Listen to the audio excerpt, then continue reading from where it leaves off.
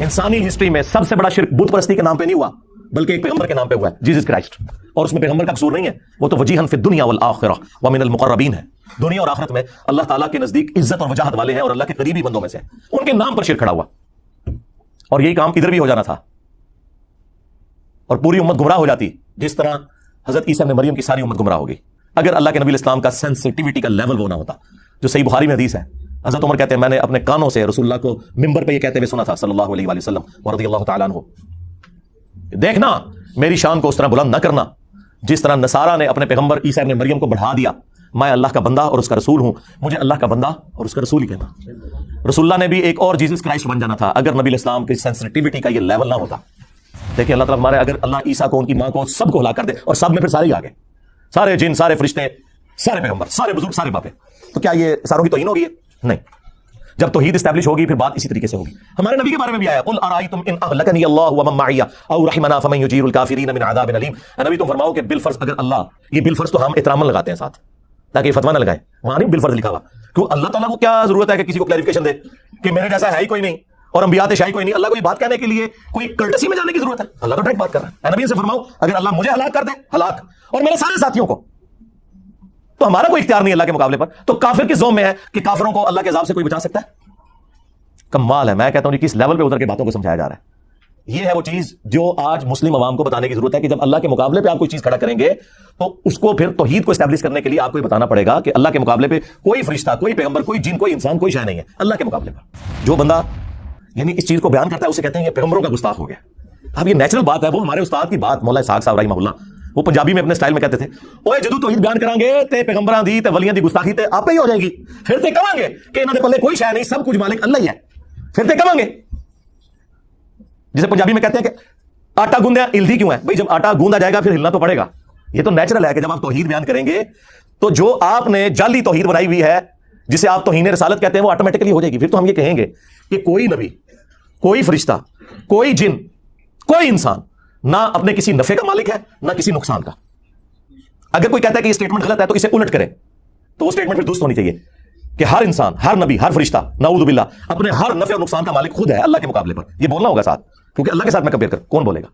تو نفع میں ہر وہ چیز ہے جو انسان کی ضرورت ہے، جن کی ضرورت ہے، ہر انسان، خواہ پیغمبر ہو یا عام انسان، کھانا پینا اس کی ضرورت ہے، آکسیجن اس کی ضرورت ہے، نیند اس کی ضرورت ہے، ٹوائلٹ جانا اس کی ضرورت ہے۔ آپ تو کہتے ہیں نا کہ فلانے بابے نے سمندر روکا ہوا ہے، کوئی بابا اپنا پیشاب بھی نہیں روک سکتا، اپنا سانس بھی نہیں روک سکتا، ویل مچھلی تو 1.5 گھنٹے تک سانس روک سکتی ہے، بابا نہیں روک سکتا۔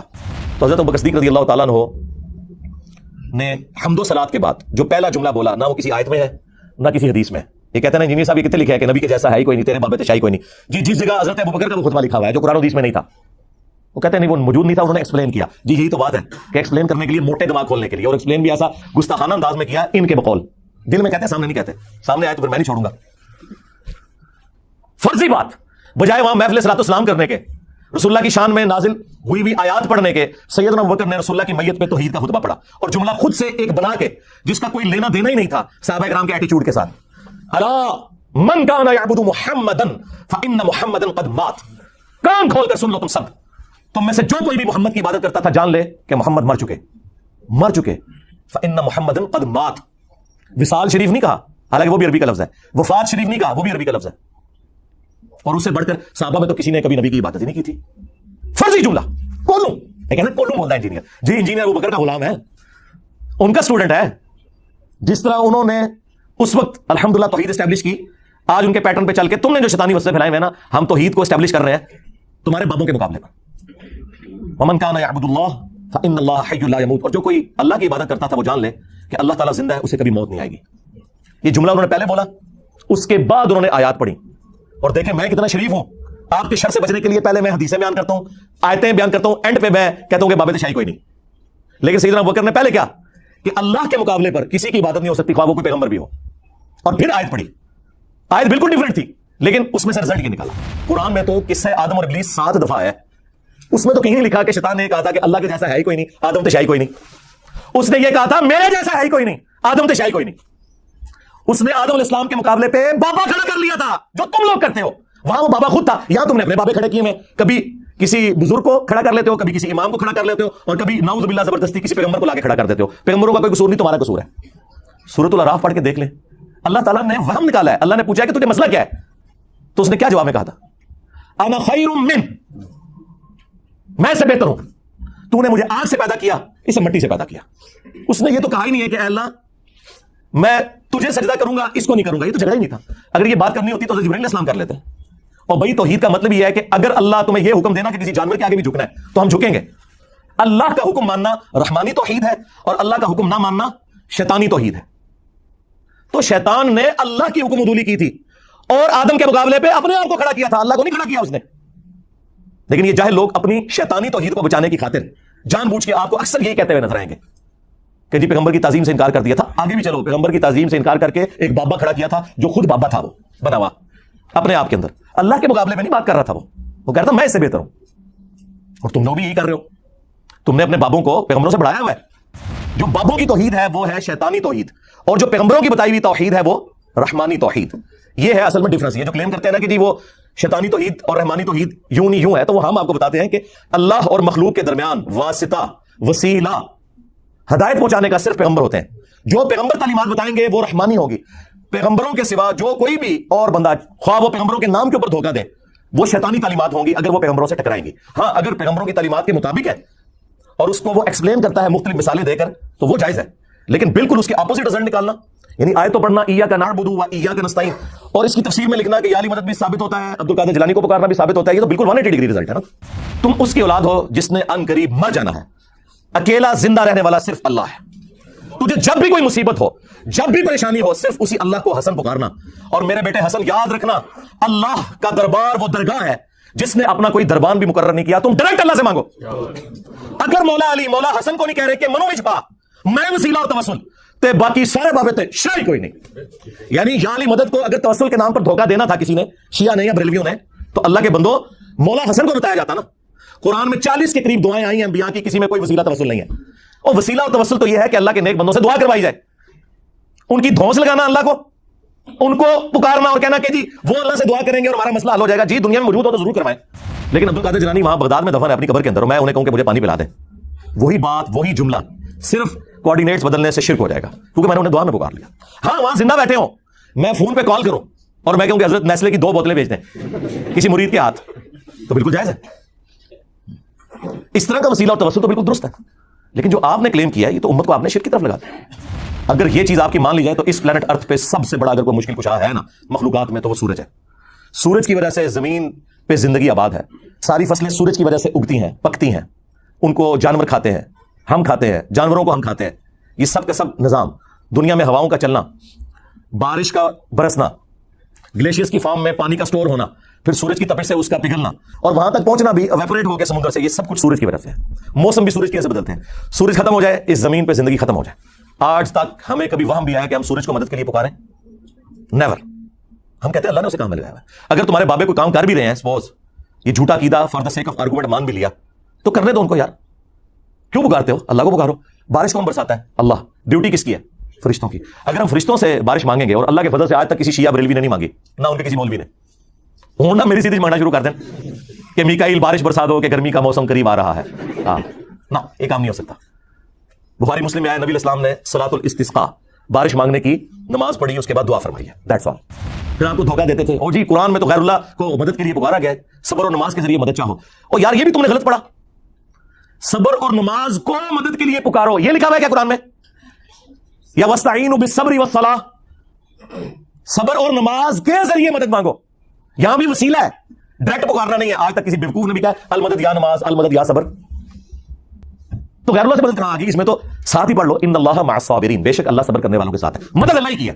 جو صبر کرے گا, نماز پڑھے گا, اللہ اس کی مدد فرمائے گا. اس میں نماز اور صبر کو وسیلے کے لیے استعمال کیا گیا, نہ کہ انہیں استغاثے کے لیے. سمجھ رہے آپ بات میری؟ سمجھ رہے نا؟ ہاں. بخاری مسلم دونوں میں حدیث ہے. اما عائشہ سلام اللہ علیہا کہتی ہیں کہ نبی الاسلام کے آخری دن بیماری کے چل رہے تھے, آپ تکلیف کی وجہ سے بار بار اپنی چادر اپنے چہرے مبارک سے ہٹاتے, پاس ایک پانی کا برتن تھا, اس سے ہاتھ گیلا کر کے بخار کو ٹھنڈا کرنے کی کوشش کرتے, اور بار بار یہ کہتے لعن اللہ الیہود والنصارى اتخذوا قبور انبیائہم مساجدا, اللہ کی لعنت ہو یہود و نصارہ کے اوپر, انہوں نے اپنے نبیوں کی قبروں کو سجدہ گاہ بنا لیا تھا. آخری وقت کیا بات ہو رہی ہے کہ نبیوں کو اللہ کے مقابلے پہ کھڑا نہ کر لیا جائے. اور اما عائشہ کہتی ہیں رسول اللہ ہمیں ڈرا رہے تھے, اور اگر یہ خدشہ نہ ہوتا کہ لوگ رسول اللہ کی قبر پہ سجدے شروع کر دیں گے تو میں حضور کی بیوی ان کی قبر مبارک کو لوگوں کی زیارت کے لیے اوپن چھوڑ دیتی, یعنی حجرے کی دیوار گرا دی جاتی, جو چاہے جس وقت چاہے قبر رسول پہ حاضر ہو. حجرے کی دیوار نہیں ہے عائشہ نے گرائی, آج تک نہیں گری اللہ کے فضل سے. آج بھی وہ اب تو بہت پیچھے جا چکی ہے, اب جالیاں اس کے آگے. اما عائشہ کو تو کسی نے نہیں کہا کہ حضور نے کہا تھا مجھے تو تم سے شرک کا خدشہ ہی نہیں ہے, تو آپ آخری وقت میں اس کو شرک سے کیوں ریلیٹ کر رہی ہیں؟ اس زمانے میں کہانیاں نہیں ہوتی تھی. وہ میری ویڈیو دیکھیں, مجھے تم سے شرک کا خوف نہیں. حضور نے اسپیسیفکلی صحابہ کرام کے بارے میں کہا تھا, اور صحابہ کے پیٹرن پہ صرف ایک جماعت قیامت تک شرک سے محفوظ رہے گی, یہ میں مانتا ہوں, ایک جماعت. جس طرح کہ بنی اسرائیل پوری کی پوری گمراہ ہوگی, یہ امت پوری گمراہ نہیں ہوگی. اس لیے حضور نے کہا تھا مجھے اپنی امت سے شرک کا خوف نہیں کہ یہ ساری مشرک ہو جائے. باقی وہ ویڈیو آپ دیکھ لیں. حضور تو صحیح بخاری میں حضرت عمر کہتے ہیں میں نے منبر پہ حضور سے خود سنا ہے کہ دیکھنا میری شان کو اس طرح بلند نہ کرنا جس طرح نصارہ نے اپنے پیغمبر کو بڑھا دیا تھا, عیسیٰ ابن مریم کو. میں اللہ کا بندہ اور اس کا رسول ہوں, مجھے اللہ کا بندہ اور اس کا رسول ہی کہنا. یار کون ہوگا جو اتنا آپ کی آخرت کے ساتھ محبت کرے گا بجوز ہمارے پروفٹ کے صلی اللہ علیہ وسلم. مسند احمد کی حدیث ہے, نبی علیہ السلام نے فرمایا اللہم لا تجعل قبری وطنی یعبد, اے اللہ میری قبر کو وہ بت نہ بنا دینا کہ لوگ اس کی پرستی شروع کرتے ہیں. اپنی قبر کو بت کہہ دیا. وہ قبر جو ہمیں ہمارے ماں باپ اولاد سب لوگوں سے بڑھ کر عزیز ہے, جس قبر کی حاضری اس پلانٹ ارتھ کی سب سے بڑی نسلی عبادت ہے, اس قبر کو بھی کہہ دیا کہ یہ بت ہوگا اگر اللہ کے مقابلے پر اس پر بھی سجدے شروع ہو جائیں گے. اور تمہارے بابے نے مزار شاہی کوئی نہیں, لے رہے ہو تم بابے اپنے. جس قبر کی عظمت تھی اس کا سٹیٹس کلیئر کر دیا, اللہ میری قبر کو بت نہ بننے دینا کہ لوگ پوجا کریں. نبی کا تو کوئی قصور نہیں, لیکن حضور خود اپنی قبر کے بارے میں کہہ رہے ہیں کہ اسے بت نہ بنانا. ابو داؤد میں حدیث ہے میری قبر پہ میلہ نہ لگانا, تم دنیا کے کسی بھی حصے میں درود پڑھو گے اللہ تمہارا درود مجھ تک پہنچا دے گا. اللہم صلی علی محمد وعلی آل محمد. الحمد للہ رب العالمین والصلاة والسلام علی سید الانبیاء والمرسلین وعلی آلہ واصحابہ اجمعین الی یوم الدین. الحمدللہ آج 16 اپریل 2023 کو سنڈے کے دن بمطابق 25 رمضان المبارک 1444 ہجری میں ہمارا یہ پبلک سیشن نمبر 90 نمبر انشاءاللہ منعقد ہونے جا رہا ہے. آپ کے یہ سوالات ریئل ٹائم پرچیوں کی شکل میں میرے پاس آ چکے ہیں, انشاءاللہ ان کو بھی ہم ڈسکس کریں گے. پہلے ایک اسپیشل اور کرٹیکل ایشو کافی عرصے سے میرے ذہن میں تھا کہ اسے بھی کبھی ہم ڈسکس کریں, اور وہ عقیدہ توحید کے حوالے سے. ویسے تو عقیدہ توحید کے حوالے سے بڑے احسن طریقے سے ہم نے پبلک کے سامنے مقدمہ رکھا ہے, ایاک نعبد و ایاک نستعین. اے اللہ ہم عبادت بھی صرف تیری کریں گے اور دعا میں بھی صرف تجھی کو پکاریں گے. یہ اس کا بالمفہوم اپروپریٹ ترجمہ بنتا ہے. ویسے لفظی ترجمہ تو ہے کہ ہم تیری ہی عبادت کرتے ہیں اور کریں گے, تجھی سے مدد مانگتے ہیں اور مانگیں گے. اعلیٰ حضرت نے بڑا اچھا ترجمہ کیا. انہوں نے مضارع کے صیغے کو جو کہ حال اور مستقبل دونوں کو کور کرتا ہے ایک جگہ جمع کیا. اے اللہ تیری ہی عبادت کریں اور تجھی سے مدد چاہیں. اور یقیناً یہاں مدد سے مراد وہ دھوکہ بازی نہیں ہے جو عموماً علماء دیتے ہیں کہ جی ڈسپرین کی گولی بھی تو مشکل کشا ہے تو بابے کیوں نہیں مشکل کشا. ان لوگوں کا آپ ذہن کا سطحی لیول دیکھیں کیا ہے. ڈاکٹر اگر مشکل کشا ہے تو بابا کیوں نہیں ہے. اسی طریقے سے جب ہم امی سے روٹی مانگتے ہیں تو وہ شرک کیوں نہیں ہو جاتا. تم تو کہہ رہے ہو کہ صرف اللہ سے مانگنا ہے, ہم کہہ رہے ہیں صرف اللہ سے مانگنا ہے, یہ ہمارا دعویٰ ہے. تو قرآن میں لکھا ہے, تم بھی ہر نماز میں پڑھتے ہو. یعنی اللہ کی بات کا ٹونٹ کرنا ہمیں اس بات کا ثبوت ہے کہ آپ اللہ کو آن نہیں کرتے. تو آپ سمجھیں کہ یہ بات کیا ہے. یہ تو بات ہو رہی ہے دعا کی, ایاک نعبد و ایاک نستعین. جو آپ بات کر رہے ہیں وہ تو اللہ نے الگ سے حکم دیا ہے, وَتَعَاوَنُوا عَلَى الْبِرِّ وَالتَّقْوَى وَلَا تَعَاوَنُوا عَلَى الْإِثْمِ وَالْعُدْوَانِ. نیکی اور پرہیزگاری کے کاموں میں ایک دوسرے کی مدد کرو اور برائی میں الگ رہو. یہ تو ہمیں اللہ نے حکم دیا ہے کہ ایک دوسرے کی آپ نے مدد کرنی ہے. ظاہری اسباب کے ساتھ دنیا کو جوڑا ہے, ہماری زندگی کو جوڑا ہے آکسیجن کے ساتھ, کھانے پینے کے ساتھ, اور اس کے بعد ٹوائلٹ کی حاجت ہمارے ساتھ اٹیچ کر دی ہے, نیند کی حاجت اٹیچ کر دی ہے. یہ کمزوریاں جو ہمارے ساتھ اٹیچ ہیں, اس کا دعا کے ساتھ کوئی لینا دینا نہیں. دعا صرف اللہ کے ساتھ خاص ہے. اور یہ عبادت کی وہ اعلیٰ ترین شکل ہے کہ اللہ نے عبادت کے اوپر اکتفا نہیں کیا ایاک نعبد، بلکہ ساتھ اس کو الگ سے ذکر کیا وایاک نستعین، عبادت بھی تیری کرتے ہیں اور عبادت کی اعلیٰ ترین شکل دعا بھی صرف تجھی سے مانگتے ہیں، کیونکہ اللہ کو پتا تھا سب سے زیادہ شرک اسی میں ہونا ہے۔ آج کوئی مسلمان غیر اللہ کے آگے سجدہ کرنے کے لیے تیار نہیں ہے۔ جو جاہلیت کی وجہ سے قبروں کے آگے جھکتے بھی ہیں نا، ان کے علماء بھی کہتے ہیں نہیں یہ جاہل ہیں اور یہ تعظیم کا سجدہ کر رہے ہیں، عبادت کا سجدہ صرف اللہ کے ساتھ خاص ہے۔ اب یہ الگ بات ہے کہ تعظیم کا سجدہ بھی تو اس امت سے ختم ہو چکا۔ ابو داؤد میں حدیث ہے، سنن ابن ماجہ میں، ایک صحابی نے نبی علیہ السلام کو آ کے سجدہ کیا، آپ نے فرمایا سر اٹھا کیا کر رہا ہے؟ انہوں نے کہا کہ میں ہیرا نامی شہر عراق میں گیا تھا، وہاں دیکھا کہ لوگ اپنے سردار کو سجدہ کرتے ہیں، تو آپ تو اللہ کے رسول ہیں صلی اللہ علیہ وآلہ وسلم، آپ تو زیادہ حقدار ہیں کہ میں آپ کو سجدہ کروں۔ تو آپ علیہ السلام نے فرمایا کہ اگر میں سجدہ جائز سمجھتا تو بیویوں سے کہتا کہ اپنے خامدوں کو سجدہ کریں اس حق کے سبب جو اللہ تعالیٰ نے ان کا رکھا ہے۔ اور پھر اس میں بڑے پیارے جملے ہیں کہ جب میں فوت ہو جاؤں گا اور تم میری قبر سے گزرو گے، کیا میری قبر پہ بھی سجدہ کرو گے؟ ان کا نہیں یا رسول اللہ۔ فرمایا پھر مجھے کیوں سجدہ کر رہے ہو؟ اگر میں سجدہ جائز سمجھتا تو بیویوں سے کہتا کہ اپنے خامدوں کو سجدہ کریں۔ یعنی نبی علیہ السلام نے اپنی تعظیم میں بھی اس طرح کا غلو کرنا کہ وہ تعظیم کا سجدہ ہو اسے بھی بین کر دیا۔ تو اگر رسول اللہ کا یہ سٹیٹس ہے تو باب شاہی کوئی نہیں۔ ہاں یہ جملہ ہر جگہ فٹ ہوتا ہے، میرے نبی سا ہے ہی کوئی نہیں، تیرے بابے تھے شاہی کوئی نہیں۔ اچھا اس سے یہ بھی بات پتہ چلی کہ صحابی بھی اگر اجتہاد اور قیاس کرے، اپنی ذہن سے کوئی چیز بنائے کہ وہ اپنے سردار کو سجدہ کرتے ہیں، ہمیں اللہ کے نبی کو کرنا چاہیے، اور وہ قرآن و سنت کے خلاف ہو تو رسول اللہ اسے ریجیکٹ کر دیتے ہیں، بجائے یہ کہنے کے کہ عشق دے چلے نمبر لے گئے عقل والے انجے ہی عمرہ گالیاں نہ، سرکار عشق دے چلے اتھے میرے ہتھوں مارے گئے، اگے اللہ دے ہتھوں مارے جان گے۔ ہاں قرآن تو اس سٹیٹس کو آن ہی نہیں کرتا جو انہوں نے ڈکلیئر کیا ہوا ہے۔ ان کا علم سے کوئی واسطہ نہیں، اس لیے کہتے ہیں علمو بس کریو یار، انہیں پتہ ہے علم ہماری موت ہے۔ اور علم جو ہے نا وہ آپ کو بتاتا ہے کہ یہ ہے رحمانی توحید، اور جو انہوں نے کلیم کی ہے وہ ہے شیطانی توحید۔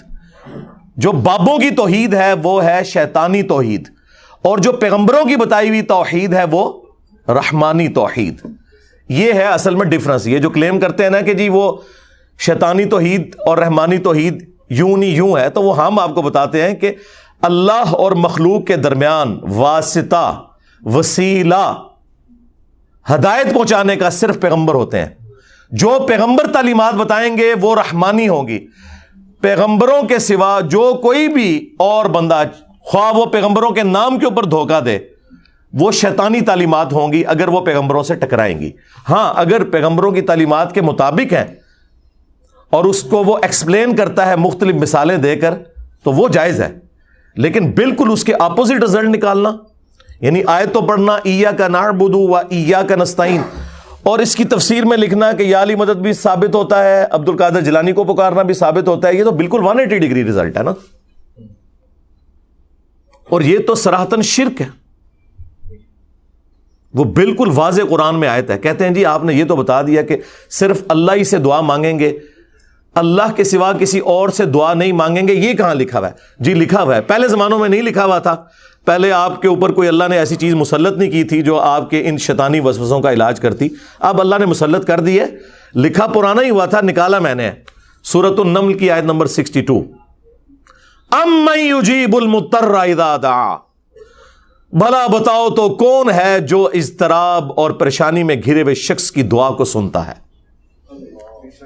وَيَكْشِفُ السُّوءَ، اور تم سے اس برائی کو دور کر دیتا ہے، اس مصیبت زدہ شخص کی تکلیف کو دور کرتا ہے، وَيَجْعَلُكُمْ خُلَفَاءَ الْأَرْضِ، اور تمہیں زمین پر اگلوں کا خلیفہ کرتا ہے، یعنی تمہارے ماں باپ کے مرنے کے بعد تم، تمہارے مرنے کے بعد تمہاری اولاد۔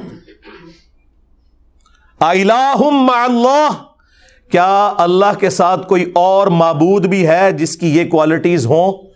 قلیلا ما تذکرون، بہت کم ہی تم نصیحت حاصل کرتے ہو۔ یہ آیت اس بات کا ثبوت ہے کہ اللہ کے سوا کسی اور ہستی کے بارے میں یہ عقیدہ رکھنا کہ وہ دعاؤں کو سنتا ہے اور وہ مشکل کو دور کر دیتا ہے، گویا کہ اسے خدا بنانے کے، الہ بنانے کے، معبود بنانے کے مترادف ہے۔ اس کے بعد کسی آیت کی ضرورت نہیں۔ اہل تشیع کے ہاں صبح و شام کے اذکار میں یہ آیت موجود ہے، لیکن وہ عربی میں پڑھتے رہے۔ جب ہم نے اسے ہائی لائٹ کیا، سینکڑوں نہیں ہزاروں شیعہ نے شرک چھوڑ دیا، اور انہوں نے کہا ہمیں تو پتہ ہی نہیں تھا۔ اب تو میں نے اس میں اگلا ورژن ایڈ کیا ہے کہ جو مولا حسن علیہ السلام کو وصیت نامہ لکھا ہے مولا علی علیہ السلام نے، نہج البلاغہ میں موجود ہے، 3-4 صفحات پہ پھیلا ہوا ہے، توحید کا شاہکار ہے وہ خطبہ۔ اس کے بعد تو کوئی گنجائش نہیں رہتی کہ کوئی شخص مولا علی کا نام لے اور ان کے نام کے اوپر شرک کھڑا کرے۔ انہوں نے اپنے بیٹے حسن ابن علی کو کہا کہ بیٹا تم اس کی اولاد ہو جس نے ان قریب مر جانا ہے، اکیلا زندہ رہنے والا صرف اللہ ہے، تجھے جب بھی کوئی مصیبت ہو، جب بھی پریشانی ہو، صرف اسی اللہ کو حسن پکارنا، اور میرے بیٹے حسن یاد رکھنا اللہ کا دربار وہ درگاہ ہے جس نے اپنا کوئی دربان بھی مقرر نہیں کیا، تم ڈائریکٹ اللہ سے مانگو۔ اگر مولا علی مولا حسن کو نہیں کہہ رہے کہ منو وچ پا میں وسیلہ اور توسل تے باقی سارے بابے تے شاہی کوئی نہیں، یعنی یا علی مدد کو اگر توسل کے نام پر دھوکہ دینا تھا کسی نے، شیعہ نے یا بریلویوں نے، تو اللہ کے بندوں مولا حسن کو بتایا جاتا نا۔ قرآن میں 40 کے قریب دعائیں آئی ہیں انبیاء کی، کسی میں کوئی وسیلہ توسل نہیں ہے۔ اور وسیلہ اور توسل تو یہ ہے کہ اللہ کے نیک بندوں سے دعا کروائی جائے، ان کی دھونس لگانا اللہ کو، ان کو پکارنا اور کہنا کہ جی وہ اللہ سے دعا کریں گے اور ہمارا مسئلہ حل ہو جائے گا، جی دنیا میں موجود ہو تو ضرور کروائیں، وہ تو ڈائریکٹ بھی جا کے ان سے آپ مدد مانگ لیں۔ میرے سامنے اگر عبد القادر جیلانی بیٹھے ہوں تو میں انہیں کہوں کہ حضرت مجھے پانی پلا دیں، لوگوں کو تو آپ بتاتے ہیں نا کہ اتنی نیکیاں ملتی ہیں کسی کو پانی پلانے کی، تو مجھے پلا دیں، کوئی برا منانے والی بات نہیں ہے کسی بریلوی کو، تو ٹھیک ہے۔ لیکن عبد القادر جیلانی وہاں بغداد میں دفن ہے اپنی قبر کے اندر، اور میں انہیں کہوں کہ مجھے پانی پلا دیں، وہی بات وہی جملہ صرف کوآرڈینیٹس بدلنے سے شرک ہو جائے گا، کیونکہ میں نے انہیں دعا میں پکار لیا۔ ہاں وہاں زندہ بیٹھے ہوں، میں فون پہ کال کروں اور میں کہوں کہ حضرت نیسلے کی 2 بوتلیں بھیج دیں کسی مرید کے ہاتھ، تو بالکل جائز ہے۔ اس طرح کا وسیلہ اور توسل تو بالکل درست ہے، لیکن جو آپ نے کلیم کیا ہے یہ تو امت کو آپ نے شرک کی طرف لگا دیا۔ اچھا، یہ مولا علی علیہ السلام نے جو فرمایا اپنے بیٹے حسن سے، یہ بالکل قرآن کے مطابق ہے، کیونکہ اللہ تعالیٰ نے سورۃ البقرہ میں ارشاد فرمایا وَإِذَا سَأَلَكَ عِبَادِي عَنِّي فَإِنِّي قَرِيبٌ اُجِيبُ الدَّعْوَةَ الدَّاعِي اِذَا دَعَانِ۔ اے میرے محبوب صلی اللہ علیہ وآلہ وسلم، جب بھی میرے بندے آپ سے میرے بارے میں پوچھیں، آپ ان سے فرمائیں میں تمہارے بالکل قریب ہوں، ہر پکارنے والے کی پکار کو سنتا ہوں جب وہ مجھے پکارے، لیکن شرط ہے فَلْيَسْتَجِيبُوا لِي وَلْيُؤْمِنُوا بِي لَعَلَّهُمْ يَرْشُدُونَ، انہیں بھی چاہیے یہ میرا حکم مانے اور مجھ پر ایمان لائیں جیسا کہ ایمان لانے کا حق ہے، تو پھر یہ بھی کامیاب ہو جائیں گے۔ تو یہ قرآن حکیم میں اللہ تعالیٰ نے واضح فرما دیا، جب نبی علیہ السلام کی مبارک زبان سے کہلوایا گیا تو ہونا تو چاہیے تھا کہ اس وقت کہا جاتا کہ اے نبی آپ فرما دیں کہ میرے وسیلے بیچ میں ڈالو، نہیں فرمایا، بلکہ کہا کہ جب میرے بندے آپ سے میرے بارے میں پوچھیں تو فرماؤ میں تمہارے بالکل قریب ہوں، ہر پکارنے والے کی پکار کو سنتا ہوں، لیکن وہ حکم ماننا ہے۔ وہ تو آپ یاد رکھیے، مسند احمد میں حدیث ہے کہ نبی علیہ السلام نے فرمایا کہ مومن کی جو دعا ہے، کسی مسلمان کی دعا، وہ کبھی بھی رائے گاہ نہیں جاتی، یا جو مانگا وہ مل جائے گا، یا اس کے بدلے کوئی اور بہتر نعم البدل، یا پھر قیامت کے دن وہ سٹور کر دی جائے گی دعا۔ اور ایک اور حدیث ہے جامع ترمذی میں کہ جو شخص یہ چاہتا ہے کہ مشکل اور پریشانی میں اس کی دعا قبول ہو، تو اسے چاہیے کہ وہ ان دنوں میں جب کہ اس کے لیے آسانی ہو اللہ کی طرف سے، خوشحال دنوں میں بھی اللہ سے دعا مانگا کرے۔ اور دعا کا پروٹوکول وہ بھی ترمذی میں آیا کہ آپ نے اللہ کی حمد اور درود شریف کے ذریعے متوجہ ہونا ہے، پھر اللہ تعالیٰ دعا قبول کرے گا۔ اور دعا کرنا اللہ تعالیٰ سے، مانگنا، یہ اللہ تعالیٰ کا حکم ہے، یہ آپشنل چیز نہیں ہے. اللہ تعالیٰ اس سے ناراض ہوتا ہے جو اللہ تعالیٰ سے دعا نہ کرے. ادعونی استجب لکم، اے میرے بندو مجھ سے مانگو میں عطا کروں گا. سورۃ المؤمن کی آیت نمبر 60 ہے یہ. ان الذین یستکبرون عن عبادتی، بے شک جو لوگ مجھ سے دعا کرنے میں، عبادت کرنے میں، اور یہاں عبادت سے مراد دعا، تکبر کریں گے، میں انہیں ذلیل و خوار کر کے جہنم میں داخل کروں گا. اور یہ جو اس میں دعا کو عبادت کہا گیا وہ حدیث بھی ہے ابو داؤد کے اندر، ترمذی میں، ابن ماجہ میں، الدعاء هو العبادہ، دعا ہی تو عبادت ہے. پھر حضور نے اپنی بات کے ثبوت میں یہی آیت پڑھی، ادعونی استجب لکم، اے میرے بندو مجھ سے مانگو میں قبول کروں گا، اور جو مجھ سے مانگنے میں، دعا کرنے میں تکبر کریں گے میں ذلیل و خوار کر کے انہیں جہنم میں داخل کروں گا.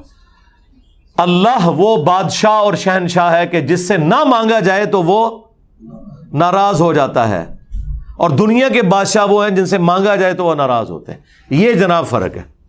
تو مولا حسن علیہ السلام کو جو مولا علی نے وصیت کی تھی وہ عین قرآن کے مطابق تھی. الحمدللہ اگر یہ چیز آپ کی مان لی جائے تو اس پلانٹ ارتھ پہ سب سے بڑا اگر کوئی مشکل کشا ہے نا مخلوقات میں تو وہ سورج ہے.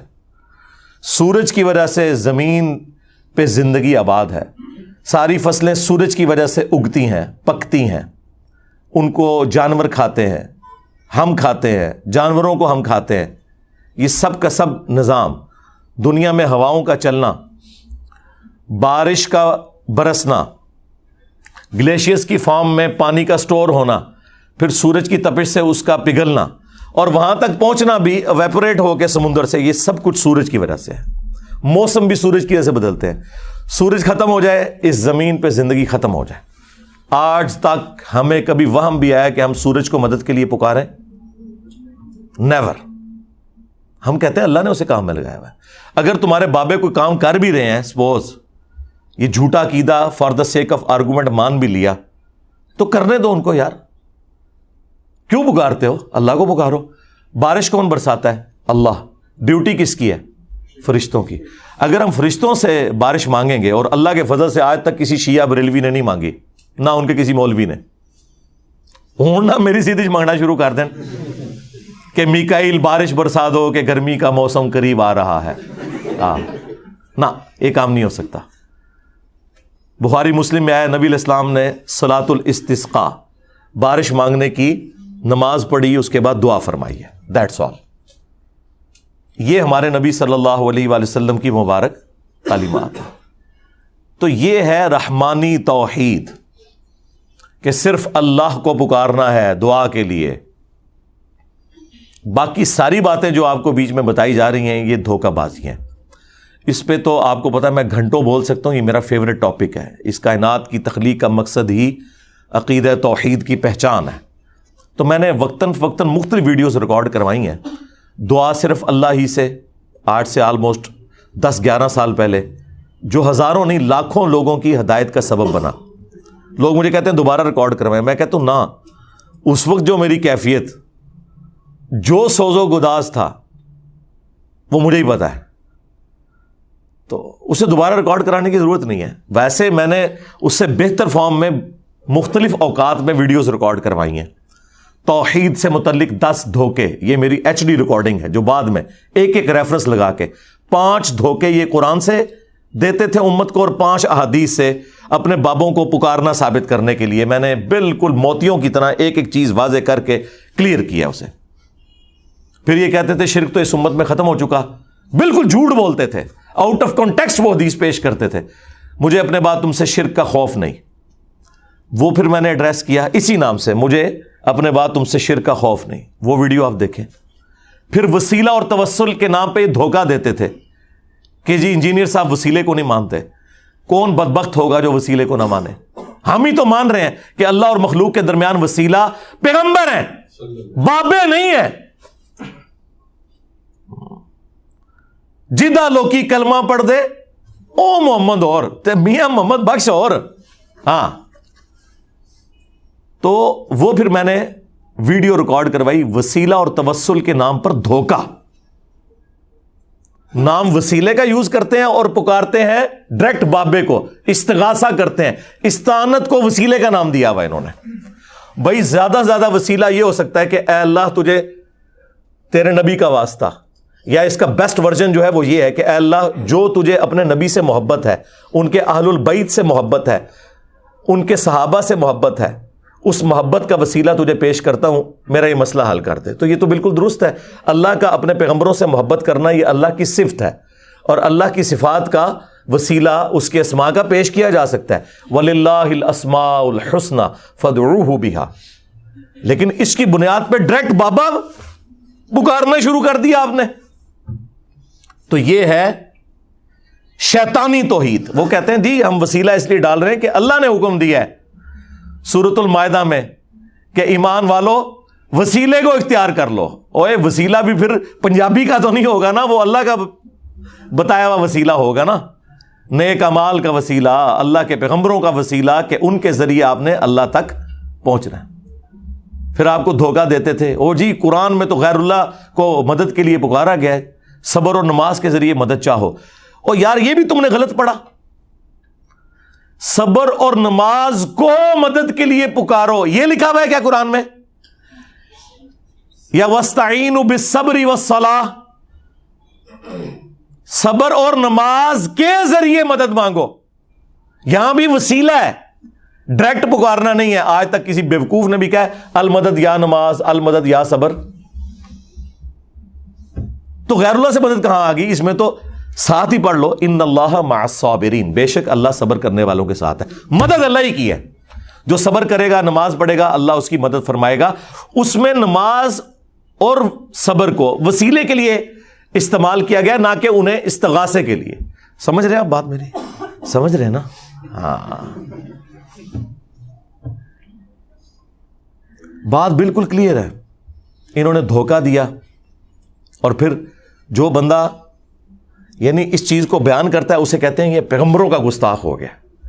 اب یہ نیچرل بات ہے. وہ ہمارے استاد کی بات مولا اسحاق صاحب رحمہ اللہ، وہ پنجابی میں اپنے سٹائل میں کہتے تھے اوے جدو توحید بیان کران گے تے پیغمبراں دی تے ولیاں دی گستاخی تے آپ ہی ہو جائے گی.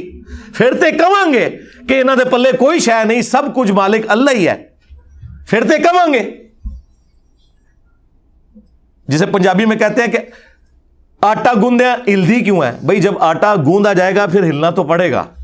یہ تو نیچرل ہے کہ جب آپ توحید بیان کریں گے تو جو آپ نے جعلی توحید بنائی ہوئی ہے جسے آپ توہین رسالت کہتے ہیں وہ آٹومیٹکلی ہو جائے گی. پھر تو ہم یہ کہیں گے کہ کوئی نبی، کوئی فرشتہ، کوئی جن، کوئی انسان نہ اپنے کسی نفع کا مالک ہے نہ کسی نقصان کا. اگر کوئی کہتا ہے کہ یہ سٹیٹمنٹ غلط ہے تو اسے الٹ کرے، تو وہ سٹیٹمنٹ پھر درست ہونی چاہیے کہ ہر انسان، ہر نبی، ہر فرشتہ نعوذ باللہ اپنے ہر نفع اور نقصان کا مالک خود ہے اللہ کے مقابلے پر. یہ بولنا ہوگا ساتھ، کیونکہ اللہ کے ساتھ میں کمپیئر کروں کون بولے گا. تو نفع میں ہر وہ چیز ہے جو انسان کی ضرورت ہے، جن کی ضرورت ہے. ہر انسان خواہ پیغمبر ہو یا عام انسان، کھانا پینا اس کی ضرورت ہے، آکسیجن اس کی ضرورت ہے، نیند اس کی ضرورت ہے، ٹوائلٹ جانا اس کی ضرورت ہے. آپ تو کہتے ہیں نا کہ فلانے بابے نے سمندر روکا ہوا ہے. کوئی بابا اپنا پیشاب بھی نہیں روک سکتا، اپنا سانس بھی نہیں روک سکتا. ویل مچھلی تو 1.5 گھنٹے تک سانس روک سکتی ہے، بابا نہیں روک سکتا. کہتے ہیں جی اللہ چاہے تو. اوے اللہ کہاں سے بیچ میں آ گیا بھائی؟ اللہ کو تم کہاں سے مانتے ہو؟ اللہ نے چاہا نہیں اور تم خود سے کہہ رہے ہو کہ اللہ چاہے. وَلَا تَقُولُوا عَلَى اللَّهِ إِلَّا الْحَقِّ، اللہ پر کوئی ایسی بات نہیں کر سکتے جو حق پر مبنی نہ ہو. آپ کے چاہنے سے اللہ نے نہیں چاہنا، اللہ نے خود چاہنا ہے. اللہ نے چاہا کہ عیسیٰ ابن مریم زندہ رہیں اور قیامت میں دوبارہ آئیں، لیکن عیسیٰ ابن مریم سے بھی اولو العزم پیغمبر ہمارے محبوب صلی اللہ علیہ وآلہ وسلم کو اللہ نے موت دے دی اور دوبارہ انہوں نے دنیا میں بھی نہیں آنا. اگر میری مرضی چلتی تو میں تو اللہ سے کہتا کہ میرا پیغمبر قیامت تک زندہ رہے. تو اللہ نے میری مرضی چاہنی ہے یا تمہاری مرضی چاہنی ہے؟ یہ اللہ کے فیصلے ہیں. اللہ نے چاہا کہ عیسیٰ ابن مریم بغیر باپ کے پیدا ہوں اور یہ ان کے لیے معجزہ ٹھہرے. لیکن ہمارے پیغمبر کو اللہ تعالیٰ نے اس طرح نہیں پیدا کیا، تو کیا اب ہم زبردستی نبی علیہ السلام کے والد محترم سیدنا عبداللہ رضی اللہ تعالیٰ عنہ علیہ السلام کا انکار کرنا شروع کر دیں صرف کرسچنز کو خاموش کروانے کے لیے؟ یہ کرسچن جو مشنریز ہیں نا، وہ یہ 3-4 سوال لکھ کے نا وہ بھی مناظرے اور مبالغے کرتے پھرتے ہیں، دسو جی تہاڈا نبی افضل ہے کہ ساڈا نبی افضل ہے؟ تو ان کو بھی 3-4 باتیں رٹائی ہوئی ہیں لوگوں نے۔ اس طرح کر کے اللہ کی مرضی کے اوپر اپنی مرضی ڈالنا، یہ شیطانی توحید ہے۔ رحمانی توحید وہ ہے جو پیغمبر بتائیں گے۔ اور پھر آپ اکثر ان علماء سے سنیں گے، ایک بہت بڑے بریلوی عالم ہیں ڈاکٹر اشرف آصف جلالی صاحب، میں ان کی بڑی عزت کرتا ہوں، ماشاءاللہ بعض چیزیں ان کی بڑی ایکسٹرا آرڈنری ہیں، لیکن وہ سال میں ایک دفعہ توحید کانفرنس کرواتے ہیں، اور اس کانفرنس میں صرف توحید بیان نہیں ہوتی، باقی سب کچھ بیان ہوتا ہے۔ اور وہ توحید کانفرنس یہ نہیں کہ وہ بتائیں کہ توحید کیا ہے، توحید کانفرنس ان کی یہ ہوتی ہے کہ ہم جو بزرگ بابوں کو بیچ میں ڈالے ہوئے ہیں اور ان کو ہم نے جو مشکل کشا بنایا ہوا ہے نا، اے بھی ثابت ہے۔ ہاں سمجھ آئی؟ تو وہ توحید کانفرنس نہیں ہے، وہ شیطانی توحید کانفرنس ہے۔ رحمانی توحید کانفرنس وہ ہے جو قرآن و سنت سے بیان ہو۔ اچھا، پھر ان کے پاس ایک ہی بہانہ ہے جو تمام مولوی آپ کو بریلوی ہوں شیعہ ہوں ریپیٹ کرتے ہوئے نظر آئیں گے، او جی شیطان نے بھی پیغمبر کی تعظیم کرنے سے انکار کر دیا تھا، تو لہذا جو پیغمبر کی تعظیم نہ کرے وہ شیطانی توحید پہ ہے۔ پہلے تو ہم آپ کو پھکی نہیں پھکا دیتے ہیں، ہاں اگلا ورژن اینٹی وینم الزامی جواب، کہ اگر تعظیم وہ ہے جو ان کے ماننے والے کلیم کر رہے ہیں تو پھر تم 2.25 ارب کرسچنز کے کہنے کے اوپر عیسیٰ ابن مریم کو اللہ کا بیٹا مان کر ان کی تعظیم کیوں نہیں کرتے؟ وہ تو کہہ رہے ہیں تم توہین کر رہے ہو، تو یہ کیا کہیں گے کہ نہیں، تعظیم کا یہ مطلب نہیں کہ اللہ کے مقابلے پہ کھڑے ہو جائیں۔ ہائے مسجد کے، یہی تو ہم کہہ رہے ہیں، ہم بھی یہی سمجھانا چاہ رہے ہیں آپ کو کہ تعظیم کا یہ قطعاً مقصد نہیں ہے کہ آپ پیغمبروں کے مقابلے پہ کھڑا کر دیں۔ تو اس جواب کے بدلے میں غصے میں آ کر اگر کرسچنز کہیں کہ تم عیسیٰ کی تعظیم نہیں کرتے، تو کیا بریلویوں کو اور شیعوں کو غصہ نہیں آئے گا کہ یار ہم تعظیم کر رہے ہیں لیکن عیسیٰ ابن مریم اللہ کے بیٹے نہیں ہیں، وہ معبود نہیں ہیں؟ وہ کہیں گے نہیں، جب تک تم یہ نہیں مانو گے ان کی تعظیم ہوگی نہیں۔ تو یہ کیا کہیں گے کہ ہم وہ تعظیم مانیں گے جو ثابت ہے، جو نہیں ثابت وہ نہیں مانیں گے۔ تو سرکار یہی بات ہم آپ کو سمجھا رہے ہیں۔ اب آپ آ جائیں اس شیطانی توحید جس کو آپ کہہ رہے ہیں جو رحمانی توحید ہے، اور اسے خام خواہ آپ نے شیطان کے کھاتے میں ڈالا ہوا ہے کہ شیطان نے پیغمبر کی تعظیم کرنے سے انکار کر دیا تھا۔ اور ایک تو مولانا صاحب نے مجھے ٹانٹ کرواتے ہوئے یہاں تک کہا کہ جی انجینئر صاحب کل کو یہ کہیں گے کہ جو شیطان نے کہا تھا کہ اللہ کے جیسا ہے ہی کوئی نہیں، آدم تے شاہی کوئی نہیں۔ اللہ کے بندو، یہ شیطان نے کب کہا تھا؟ آپ کے کان میں آگے کہا تھا۔ قرآن میں تو قصہ آدم اور ابلیس 7 دفعہ آیا ہے، اس میں تو کہیں نہیں لکھا کہ شیطان نے یہ کہا تھا کہ اللہ کے جیسا ہے ہی کوئی نہیں، آدم تے شاہی کوئی نہیں۔ اس نے یہ کہا تھا میرے جیسا ہے ہی کوئی نہیں، آدم تے شاہی کوئی نہیں۔ اس نے آدم علیہ السلام کے مقابلے پہ بابا کھڑا کر لیا تھا جو تم لوگ کرتے ہو، وہاں وہ بابا خود تھا، یہاں تم نے اپنے بابے کھڑے کیے ہیں۔ کبھی کسی بزرگ کو کھڑا کر لیتے ہو، کبھی کسی امام کو کھڑا کر لیتے ہو، اور کبھی نعوذ باللہ زبردستی کسی پیغمبر کو لا کے کھڑا کر دیتے ہو۔ پیغمبروں کا کوئی قصور نہیں، تمہارا قصور ہے۔ سورۃ الاعراف پڑھ کے دیکھ لیں، اللہ تعالیٰ نے وہم نکالا ہے۔ اللہ نے پوچھا ہے کہ تجھے مسئلہ کیا ہے، تو اس نے کیا جواب میں کہا تھا؟ انا خیر من، میں اس سے بہتر ہوں، تو نے مجھے آگ سے پیدا کیا، اسے مٹی سے پیدا کیا۔ اس نے یہ تو کہا ہی نہیں ہے کہ اے اللہ میں تجھے سجدہ کروں گا، اس کو نہیں کروں گا۔ یہ تو جھگڑا ہی نہیں تھا۔ اگر یہ بات کرنی ہوتی تو حضرت جبرائیل علیہ السلام کر لیتے۔ اور بھائی توحید کا مطلب یہ ہے کہ اگر اللہ تمہیں یہ حکم دینا کہ کسی جانور کے آگے بھی جھکنا ہے تو ہم جھکیں گے۔ اللہ کا حکم ماننا رحمانی توحید ہے، اور اللہ کا حکم نہ ماننا شیطانی توحید ہے۔ تو شیطان نے اللہ کی حکم عدولی کی تھی، اور آدم کے مقابلے پہ اپنے آپ کو کھڑا کیا تھا، اللہ کو نہیں کھڑا کیا اس نے.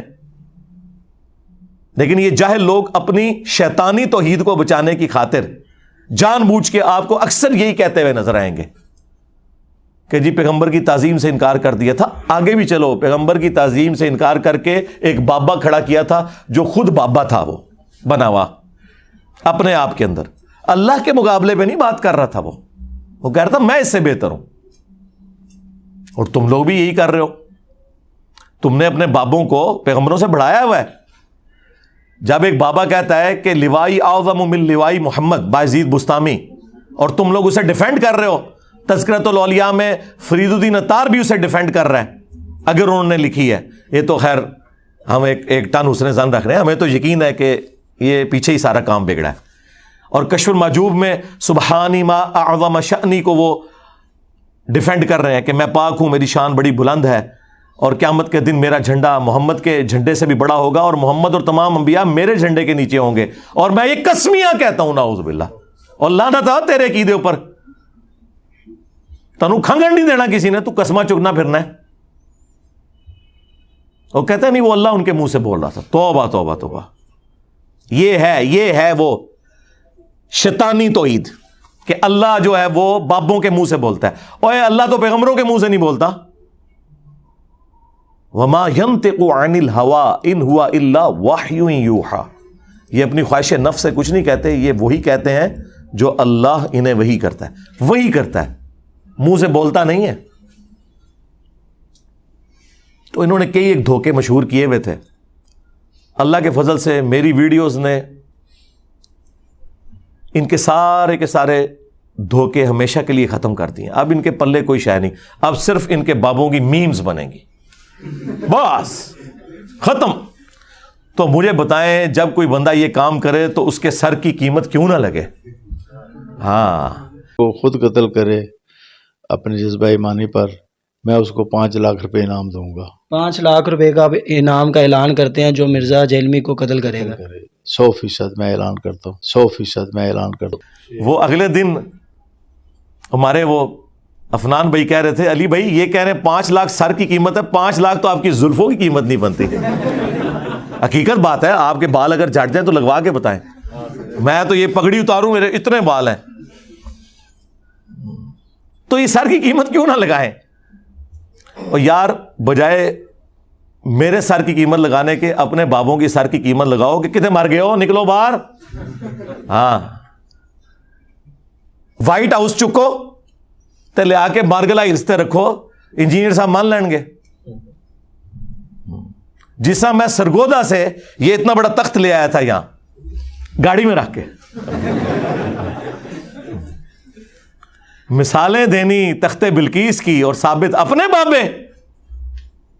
جو ہوگا وہ مانیں گے، جو نہیں ہوا وہ نہیں مانیں گے، ورنہ مانو پھر یہ بھی تخت وہاں سے آیا. کہانیاں کرانی چھوڑ دو. تو یہ انہوں نے دھوکہ بازی کے ذریعے ایسی ٹرم ڈیوائز کی شیطانی توحید، شیطانی توحید، نعوذ باللہ. تو آج شیطانی توحید کی ڈیفینیشن لے جائیں. شیطانی توحید وہ ہے جو بابوں نے سکھائی ہے، اور رحمانی توحید وہ ہے جو پیغمبروں نے سکھائی ہے. اور پیغمبروں کی تعلیمات قرآن و سنت کی روشنی میں ہمارے پاس محفوظ ہیں. یہ سمپل ڈیفینیشن ہے، اور یہ میں اپنی طرف سے نہیں کر رہا. قرآن کی درجنوں نہیں سینکڑوں آیات اس پر گواہ ہیں.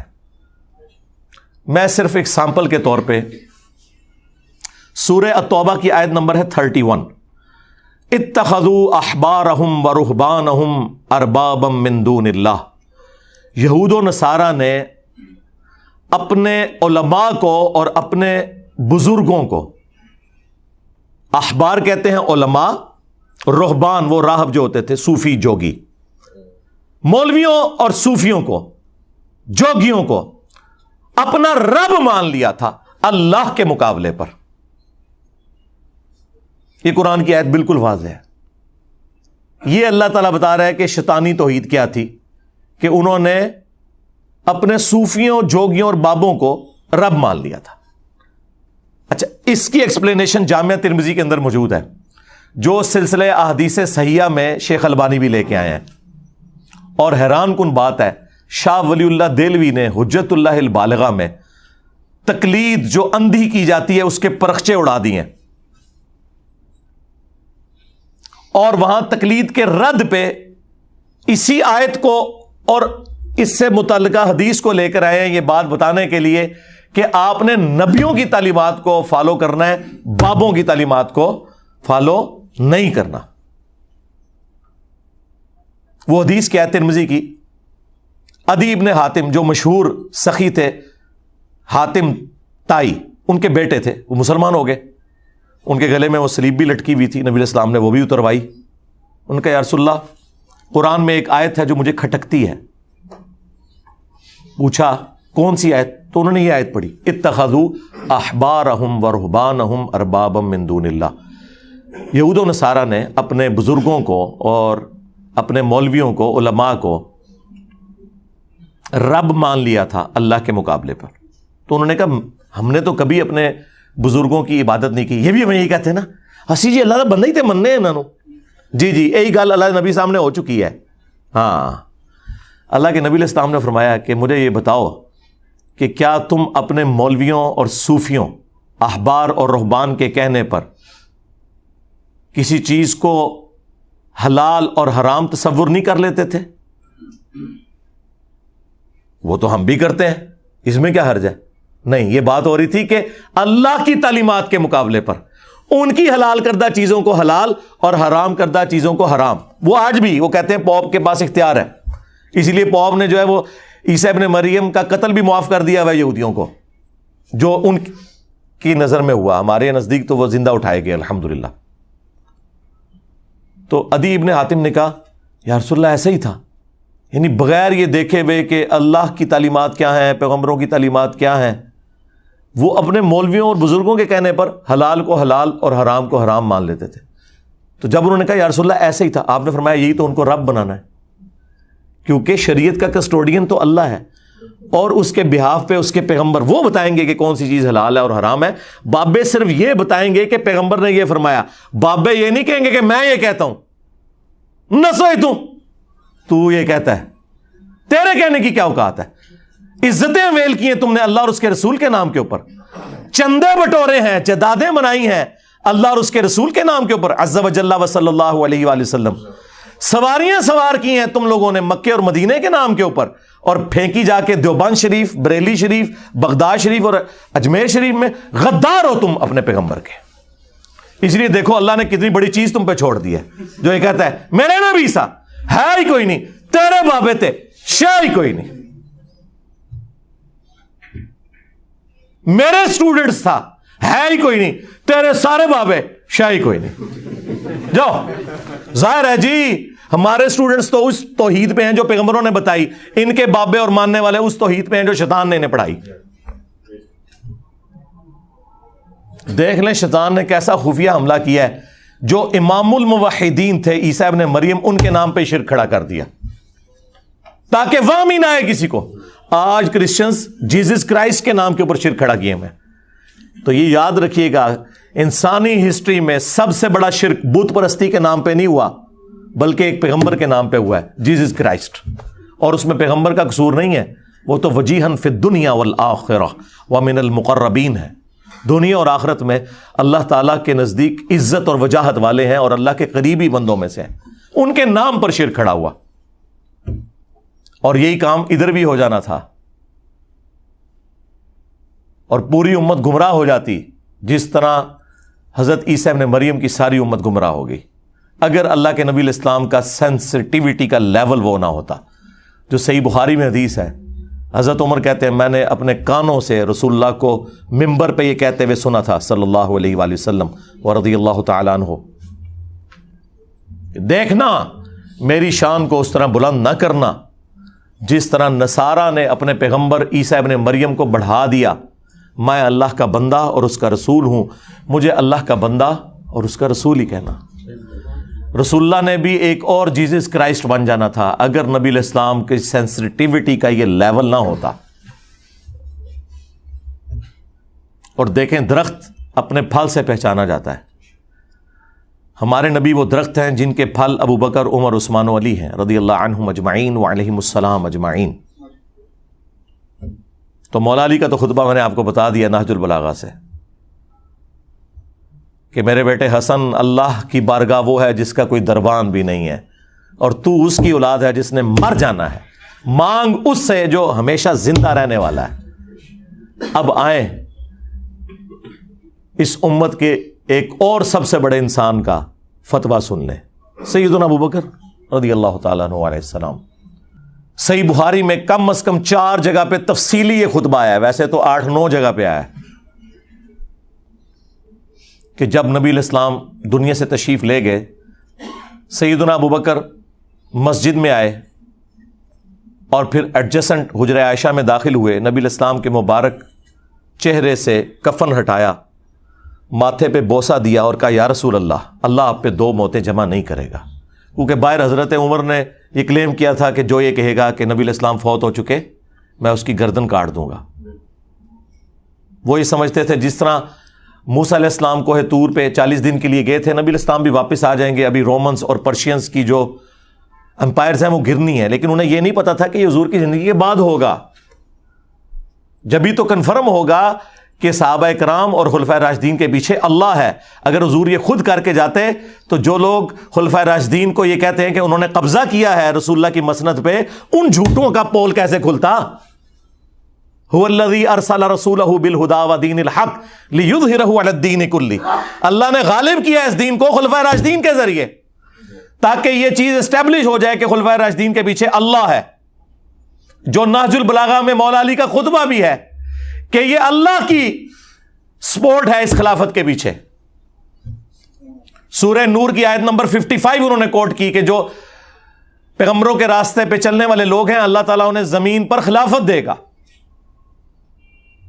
تو یہ اللہ نے یہ بھی اسٹیبلش کیا، اور دوسرا یہ بھی اسٹیبلش کیا کہ رسول اللہ کوئی واریر نہیں تھے، کوئی جنگجو نہیں تھے، وہ پیغمبر تھے، اگرچہ آپ ایک آرمی چیف بھی تھے، لیکن اگلے جو واریر آتے تھے ان کی زندگی میں انقلاب آتے تھے، اور ان کے جانے کے بعد سارا معاملہ تتر بتر ہو جاتا تھا۔ اور ہمارے پیغمبر وہ ہیں کہ جن کے جانے کے بعد وہ غلبہ اللہ نے دیا اور ایسا انقلاب جاری کیا، آج بھی پوری دنیا کے اندر انقلاب موجود ہے۔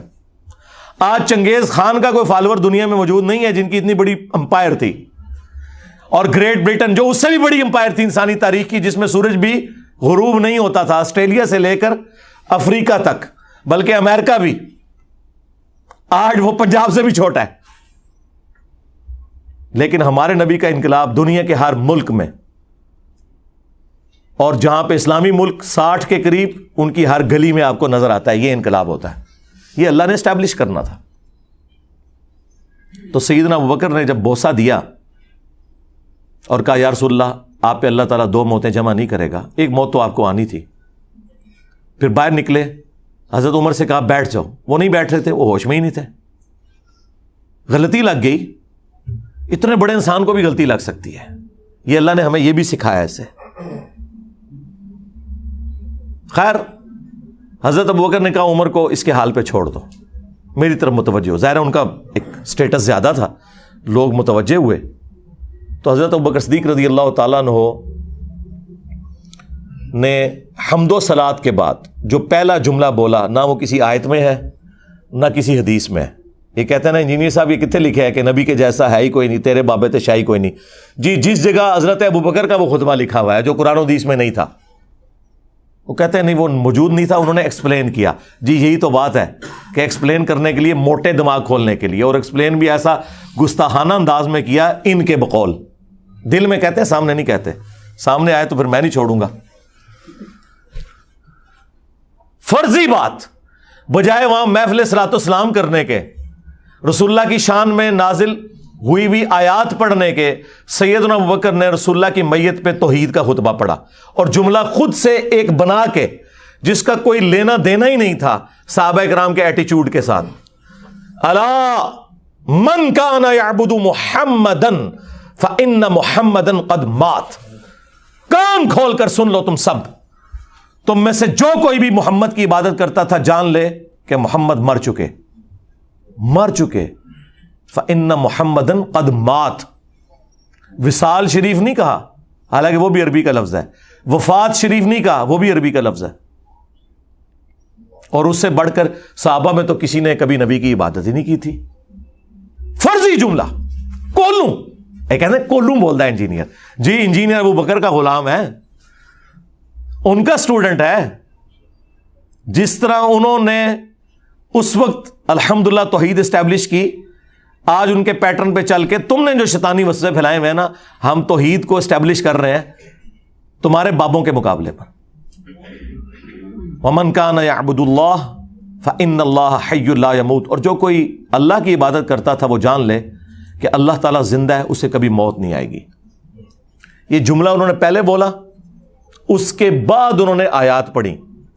اور دیکھیں میں کتنا شریف ہوں, آپ کے شر سے بچنے کے لیے پہلے میں حدیثیں بیان کرتا ہوں, آیتیں بیان کرتا ہوں, اینڈ پہ میں کہتا ہوں کہ بابت شاہی کوئی نہیں. لیکن سیدنا ابوبکر نے پہلے کیا کہ اللہ کے مقابلے پر کسی کی عبادت نہیں ہو سکتی, خواہ وہ کوئی پیغمبر بھی ہو. اور پھر آیت پڑھی. آیت بالکل ڈیفرنٹ تھی, لیکن اس میں سے رزلٹ یہ نکالا, وما محمد الا رسول قد خلت من قبلہ الرسل افئن مات او قتل. محمد تو نہیں مگر ایک رسول, اگر یہ مر جائیں یا قتل ہو جائیں, یا پاکستان میں ترجمہ کر لیں کہ اگر یہ وفات شریف وصال شریف فرما جائیں یا جنگ میں شہید ہو جائیں, تو کیا تم اپنے دین سے الٹے قدم پھر جاؤ گے؟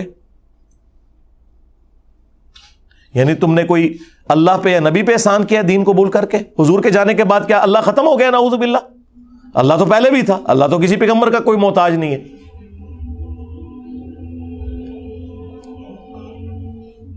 تو جو کوئی بھی اپنے دین سے الٹے قدم پھیرے گا نا, اللہ تعالیٰ اس کے اوپر گرفت فرمانے والا ہے, اور اللہ تعالیٰ جزا دے گا ثابت قدم رہنے والوں کو. یہ جملہ ہے قرآن کی اس آیت میں کہ جزا ملے گی ثابت قدم رہنے والوں کو, اور جو الٹے قدم پھرتا ہے نا وہ اپنا نقصان خود کرے گا, اللہ کا کیا بگاڑ ڈالے گا.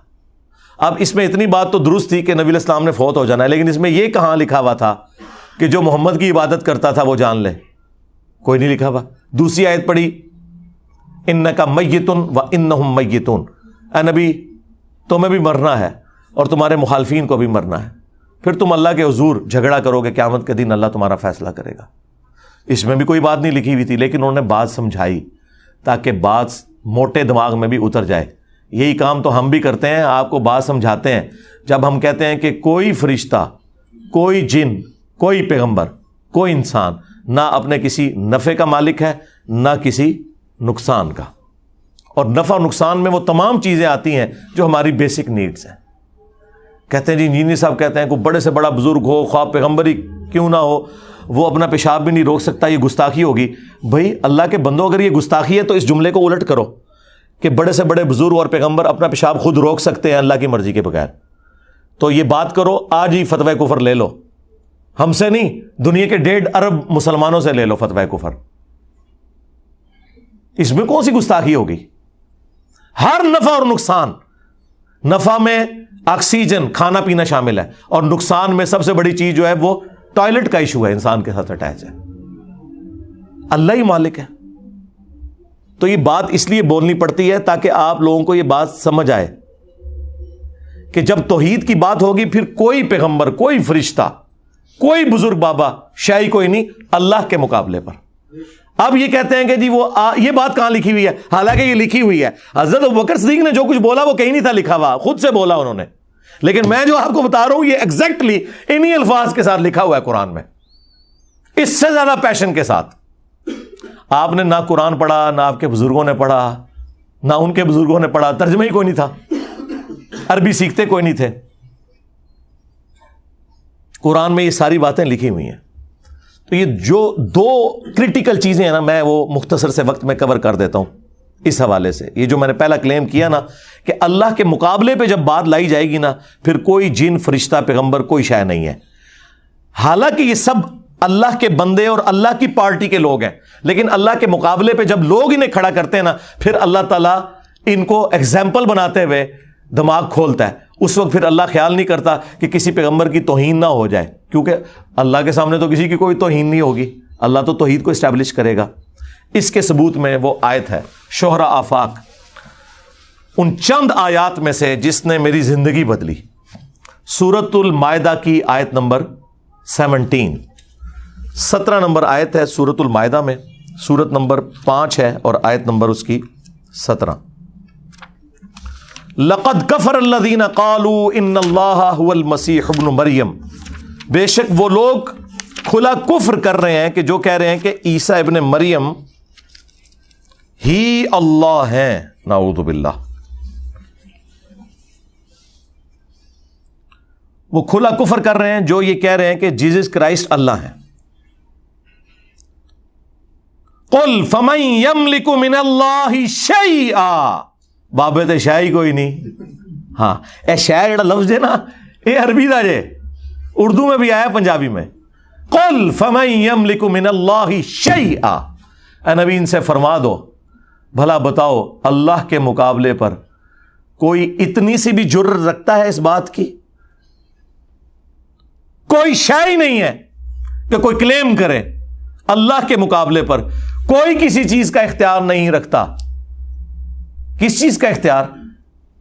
ان اراد ان یہلک المسیح ابن مریم، کہ اگر اللہ یہ ارادہ کر لے کہ عیسیٰ ابن مریم کو ہلاک کر دے. اچھا وفات دے نہیں ہے، وصال شریف نہیں، ہلاک کر دے، کیونکہ موٹا دماغ کھل جائے. یہ اللہ ورسز عیسیٰ ابن مریم بات ہو رہی ہے. ہاں کوئی توہین نہیں ہو رہی، توحید اسٹیبلش ہو رہی ہے. وہی مولانا ساکھ صاحب والی بات کہ بھائی جدو توحید دی گل کران گے گستاخی تے آپ ہی ہو جائے گی. ہائے میں صدقے. وَأُمَّهُ، اور ان کی ماں، وَمَن فِي الْأَرْضِ جَمِيعًا، اور جتنے زمین میں سارے بابے، لو سارے بابے، جتنے زمین میں سارے جن، سارے بزرگ، سارے انبیاء، سب کچھ کور ہو گیا. اگر اللہ تعالیٰ ان سب کو ہلاک کر دے اللہ کا کوئی کیا بگاڑ لے گا؟ قل فمن یملک من اللہ شیئا، اللہ کے مقابلے پر کوئی کیا اختیار رکھے گا؟ اللہ کا کوئی کیا بگاڑ لے گا؟ وَلِلَّهِ مُلْكُ السَّمَاوَاتِ وَالْأَرْضِ، اور آسمانوں اور زمین کی بادشاہت تو اللہ کے لیے. وَمَا بَيْنَهُمَا، اور جو کچھ ان کے درمیان ہے، پوری کائنات. يَخْلُقُ مَا يَشَاءُ، وہ جو چاہتا ہے پیدا کرتا ہے. یار اگر عیسیٰ ابن مریم بغیر باپ کے پیدا ہو گئے، اس کا مطلب تم نے کہاں سے نکال لیا کہ وہ اللہ کے بیٹے ہیں یا اللہ انسانی شکل میں آ گیا؟ اللہ جو چاہے پیدا کرے، اللہ کی مرضی. عیسیٰ ابن مریم جیسے اللہ تعالیٰ اربوں لوگ اور پیدا کر دے، کیا اللہ کے اختیار سے باہر ہے؟ اللہ کی مخلوق ہے. اس سے بڑا ورژن اللہ نے پیدا کیا ہے، حضرت آدم علیہ السلام، جن کا باپ بھی کوئی نہیں تھا، ماں بھی کوئی نہیں تھی. جیزس کرائسٹ کی تو پھر بھی ماں تھی نا، اور پورا انہوں نے پریگنینسی کا پیریڈ بھی گزارا. لیکن حیران کن بات ہے کرسچنز جو ہے حضرت آدم کو اللہ کا بیٹا نہیں کہتے، اور ان سے جو چھوٹے ہیں اس سٹیٹس کے اعتبار سے، مرتبے کے اعتبار سے میں بات نہیں کر رہا، کہ جن کی ماں تو تھی انہیں اللہ کا بیٹا کہتے ہیں، جس کی نہ ماں نہ باپ اسے کہتے ہیں کہ جی وہ اللہ کا بندہ ہے. اور یہ پھکی اللہ نے قرآن میں دی ہے کہ اللہ کے نزدیک عیسیٰ ابن مریم کی مثال آدم کی سی ہے. ہائے میں صدقے، میرا رب بھی جو ہے نا الزامی جواب دے کے اس باتوں کو سمجھاتا ہے. الحمدللہ. واللہ علی کل شیء قدیر، اور اللہ تعالیٰ ہر چیز پر قادر ہے. دیکھیں اللہ تعالیٰ ہمارا اگر اللہ عیسیٰ کو، ان کی ماں کو، سب کو ہلاک کر دے، اور سب میں پھر سارے ہی آگے، سارے جن، سارے فرشتے، سارے پیغمبر، سارے بزرگ، سارے باپے، تو کیا یہ ساروں کی توہین ہوگی ہے؟ نہیں. جب توحید اسٹیبلش ہوگی پھر بات اسی طریقے سے ہوگی. ہمارے نبی کے بارے میں بھی آیا ہے، قل ارائیتم ان اہلکنی اللہ ومن معی او رحمنا فمن یجیر الکافرین من عذاب علیم. نبی تم فرماؤ کہ بالفرض اگر اللہ، یہ بالفرض تو ہم احتراماً لگاتے ہیں ساتھ تاکہ یہ فتویٰ نہ لگائیں، وہاں نہیں بالفرض لکھا ہوا. کیوں اللہ تعالیٰ کو کیا ضرورت ہے کہ کسی کو کلیریفیکیشن دے کہ میرے جیسا ہے ہی کوئی نہیں اور انبیاء شاہی کوئی نہیں؟ اللہ کو یہ بات کہنے کے لیے کوئی کلٹسی میں جانے کی ضرورت ہے؟ اللہ تو ڈائریکٹ بات کر رہا ہے. اے نبی ان سے فرماؤ اگر اللہ مجھے ہلاک کر دے، ہلاک، اور میرے سارے ساتھیوں کو، تو ہمارا کوئی اختیار نہیں اللہ کے مقابلے پر. تو کافر کس زوم میں ہے کہ کافروں کو اللہ کے عذاب سے کوئی بچا سکتا ہے؟ کمال ہے. میں کہتا ہوں جی کس لیول پہ اتر کے باتوں کو سمجھایا جا رہا ہے. یہ ہے وہ چیز جو آج مسلم عوام کو بتانے کی ضرورت ہے کہ جب اللہ کے مقابلے پہ آپ کوئی چیز کھڑا کریں گے تو اس کو پھر توحید کو اسٹیبلش کرنے کے لیے آپ کو یہ بتانا پڑے گا کہ اللہ کے مقابلے پہ کوئی فرشتہ، کوئی پیغمبر، کوئی جن، کوئی انسان، کوئی شے نہیں ہے اللہ کے مقابلے پر. اور اس کو شیطانی توحید نہیں، رحمانی توحید کہیں گے. یہ تو وہ اگزامپل تھی جو مقابلے والی تھی کہ اللہ کے مقابلے پہ کھڑا کیا. اب دوسری اگزامپل ہے کہ نفع و نقصان کا مالک صرف اللہ ہے، اور ہر وہ چیز جو نفع میں داخل ہے، ہر وہ چیز جو نقصان میں داخل ہے، اس پہ بھی کسی فرشتے، کسی جن، کسی انسان کا زیرو کنٹرول ہے. خواہ آکسیجن لینا ہو انسان کا، خواہ ٹوائلٹ جانا ہو، خواہ نیند، نہیں روک سکتا. یہ اللہ نے انسان کے ساتھ مجبوری اٹیچ کی ہے تاکہ آپ کو اللہ اور مخلوق میں فرق نظر آئے. اس کے ثبوت میں بھی عیسیٰ ابن مریم کی مثال. کیوں؟ آپ کو اب یہ پتا چلے گا کہ یہ عیسیٰ ابن مریم کو ہمیشہ کیوں سینٹرڈ کیا گیا قرآن میں بات سمجھانے کے لیے. کیونکہ انسانی ہسٹری کا سب سے بڑا شرک عیسیٰ ابن مریم کے نام پہ ہوا ہے، بت پرستی کے نام پر نہیں ہوا. آج بھی 90 کروڑ ہندو ہیں اور کرسچنز 2.25 ارب ہیں. یہی وجہ ہے کہ اللہ تعالیٰ نے عیسیٰ ابن مریم کو سینٹرڈ کیا. تو بھائی عیسیٰ کے جیسا ہے ہی کوئی نہیں، تو آڈے سارے بابے شاہ ہی کوئی نہیں. یہاں بھی عیسیٰ ابن مریم کی مثال، وہ بھی سورۃ المائدہ میں، مل مسیح ابن مریم الا رسول، آیت نمبر 75. عیسیٰ ابن مریم تو نہیں تھے مگر ایک رسول ہی، قد خلت من قبلہ الرسل، ان سے پہلے بھی رسول گزرے ہیں. یعنی یہ کوئی ایسی بات نہیں ہوگی کہ پہلے کوئی پیغمبر نہیں آیا. وَأُمُّهُ صِدِّيقَةٌ، اور ان کی ماں بھی ایک سچی عورت تھی. مریم کے جیسا ہے ہی کوئی نہیں. میں آپ لوگوں کو ویسے مشورہ دوں گا، حضرت یوسف علیہ السلام کے اوپر ایران والوں نے ایک فلم بنائی تھی اصحاب الکہف پہ، ایک اور انہوں نے بنائی ہے مریم مقدس کے نام سے، 10 اقساط کے اوپر. اردو ڈبنگ کے ساتھ آ چکی ہے، انگلش میں بھی ڈب ہو چکی ہے، رکھی ہوئی ہے یوٹیوب پہ، وہ آپ ضرور دیکھیں. آپ کو پتا چلے کہ مریم جیسی کوئی عورت اس پلانٹ ارتھ پہ کبھی نہیں گزری. جو بخاری مسلم میں حدیث ہے کہ اگلے زمانوں میں اللہ تعالیٰ نے مریم بنت عمران کو تمام جہان والوں پر فضیلت دی تھی، اور اس زمانے میں اس امت میں ختیجہ کو فضیلت دی ہے تمام جہان کی عورتوں پر. ہاں، مریم جیسا کوئی نہیں. اور اللہ تعالیٰ ہمارا وہ بھی ایک سچی عورت تھی. کانا یاکلان الطعام، اور دونوں کھانا کھانے کے محتاج تھے، دونوں روٹی کھاتے تھے. کون؟ عیسیٰ اور ان کی ماں. اب کوئی یہ کہے گا کہ روٹی افضل ہوگی حضرت عیسیٰ علیہ السلام سے؟ نہیں، یہ عیسیٰ ابن مریم کی کمزوری ہے، ان کی ماں کی کمزوری ہے کہ ان کے ساتھ روٹی کی تکلیف اٹیچ ہے کہ یہ انہوں نے کھانی ہے تو زندہ رہنا ہے، اور اس کے بعد ٹوائلٹ جانا ہے تو زندہ رہنا ہے. اس میں کوئی گستاخی والا ایلیمنٹ نہیں ہے. کیوں؟ اللہ روٹی سے آزاد ہے. جو سورہ الذاریات میں ہے کہ اللہ تعالیٰ تمہیں کھلاتا ہے، خود کچھ نہیں کھاتا، باقی سب کو وہی کھلاتا ہے. کانا یاکلان الطعام، دیکھو یہ دونوں کھانا کھایا کرتے تھے. انظر کیف نبین لہم الآیات، ذرا دیکھو تو ہم اپنی آیات کس طرح کھول کھول کے بیان کرتے ہیں. یعنی وہ ہمارے استاد ڈاکٹر اسرار صاحب کے بقول ننگی بات کرتے ہیں. آئیے ننگا وہ والا نہ لے لیجیے گا جو عمران خان صاحب یوز کرتے ہیں. ننگی تلوار، تلوار جب نیام سے نکلتی ہے تو اس کا ایک روب ہوتا ہے، اس کی چمک ہوتی ہے. تو اللہ تعالیٰ نے یہ تلوار نیام سے باہر نکال کے توحید کی بیان ہو رہی ہے کہ دیکھو عیسیٰ اور ان کی ماں کھانا کھانے کے محتاج تھے، تو باقی تو شاہی کوئی نہیں. عیسیٰ کے جیسا ہے ہی کوئی نہیں، تیرے بابے تھے شاہی کوئی نہیں. مریم کے جیسا ہے ہی کوئی نہیں، تیری رابعہ بصریہ تھے شاہی کوئی نہیں. اولیاء کی سردار سیدہ مریم اور اولو العزم پیغمبروں کے سردار 5 پیغمبر ہیں سورۃ الاحزاب میں اور سورہ شورى میں. محمد رسول اللہ صلی اللہ علیہ وآلہ وسلم، ابراہیم خلیل اللہ، موسیٰ کلیم اللہ، عیسیٰ روح اللہ، اور نوح نجی اللہ. یہ 5 اولو العزم پیغمبر ہیں. پیغمبروں کے سردار اور ولیوں کی سردار، دونوں کھانا کھانے کے محتاج. اللہ. اور عیسیٰ وہ کہ جس کے معجزات انبلیویبل کسی پیغمبر کو نہیں دیے گئے. مردوں کو زندہ کر دینا اللہ کے حکم سے, مٹی کی مورت میں پھونک مارنا اور اس کا پرندہ بن جانا اللہ کے حکم سے,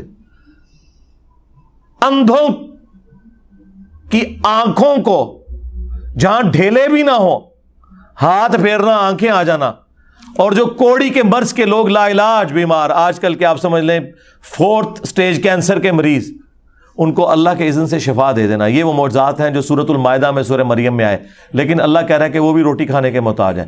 سرکار لے جاؤ اپنے بابے, ہاں لے جاؤ, تو لے جاؤ, باج غائبانہ نماز جنازہ سی پڑھ لیں گے, لے جاؤ تو چکو میتاں انہاں دیاں. اے اس آیت نے, اے نبی دیکھو ہم اپنی آیات کتنی کھول کھول کے بیان کر رہے ہیں. ثم انظر, پھر ان کی طرف دیکھو, جاہلوں کی طرف, انا یؤفکون, یہ کہاں الٹے پھرے جا رہے ہیں. اس کے بعد کس طرح ہم سمجھائیں؟ اتنی کھول کے بات کر دی کہ عیسیٰ ان کی ماں روٹی کھانے کے محتاج تھے. جب روٹی کے محتاج ہیں تو ٹوائلٹ کے بھی محتاج ہیں, پیشاب کے بھی محتاج ہیں, جب تک اللہ نہ چاہے. وہ اس تکلیف کو بھی دور نہیں کر سکتے. قل اتعبدون من دون اللہ, اے نبی ان سے فرماؤ کہ اللہ کے سوا ان کی عبادت کرتے ہو. یہاں پہ من دون اللہ کسے کہا اللہ نے؟ عیسیٰ اور ان کی ماں کو.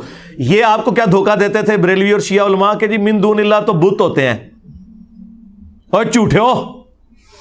من دون اللہ ہر وہ ہستی ہے جو اللہ کے مقابلے پہ لوگ کھڑی کر دے, اس میں ان ہستیوں کا قصور نہیں ہے. یہاں پہ اللہ نے عیسیٰ ابن مریم اور ان کی ماں کو من دون اللہ کہا. کہتے ہیں ہاں ٹھیک ہے, من دون اللہ والی بات آپ کی صحیح ہے, ہمارے بابوں نے ہمیں جھوٹ بولا تھا. اگلا بھی جھوٹ تھا ہم دسنے ہیں جڑا تسی بولو گے سانو پہلے ہی پتا ہے. کہتے ہیں دیکھیں یہاں تو ہے کہ تم عبادت کر رہے ہو عیسیٰ اور ان کی ماں کی, تو ہم تو دیکھیں بزرگوں کی عبادت نہیں کرتے, ہم تو کہتے ہیں وہ اللہ کے بندے ہیں, ہم کہتے ہیں اللہ کی اطاعت سے کرتے ہیں, ہم تو کبھی بزرگ کو سجدہ بھی نہیں کرتے, ہم تو اللہ ہی کی نماز پڑھتے ہیں. ہم نے اس کے جواب میں کیا کہا تھا؟ نہ پرانیاں گلاں, پرانے بہانے, پرانے بابے, آگے پڑھ. ما لا یملک لکم ضرا ولا نفعا, وہ ہستیاں عیسیٰ اور ان کی ماں جو نہ تمہارے نفع کے مالک ہیں نہ نقصان کے مالک ہیں. چھڑ دو گل کہ عبادت ہو رہی ہے کہ نہیں ہو رہی. اللہ کہہ رہا ہے عیسیٰ اور ان کی ماں کسی کے نفع نقصان کے مالک ہی نہیں ہے. کیا اللہ یہ کہنا چاہ رہا ہے کہ وہ اللہ کے بندے ہو کر تو نفع نقصان کے مالک ہیں اور خدا ہو کر نہیں ہے؟ نہ, کیٹاگوریکل ڈینائی ہے کہ عبادت اس کی ہوگی, مشکل کشا وہ ہوگا جو تمہارے نفع اور نقصان کا مالک ہو. عیسیٰ اور ان کی ماں تو کسی کے نفع نقصان کے مالک نہیں. سرکار اگر عیسیٰ ابن مریم اور سیدہ مریم بنت عمران کسی کے نفع نقصان کے مالک نہیں تو بابت شاہی کوئی نہیں, بلکہ اڑتے کہنا چاہیے بابت شاہی کوئی نہیں. مارتے روحانی طور پہ.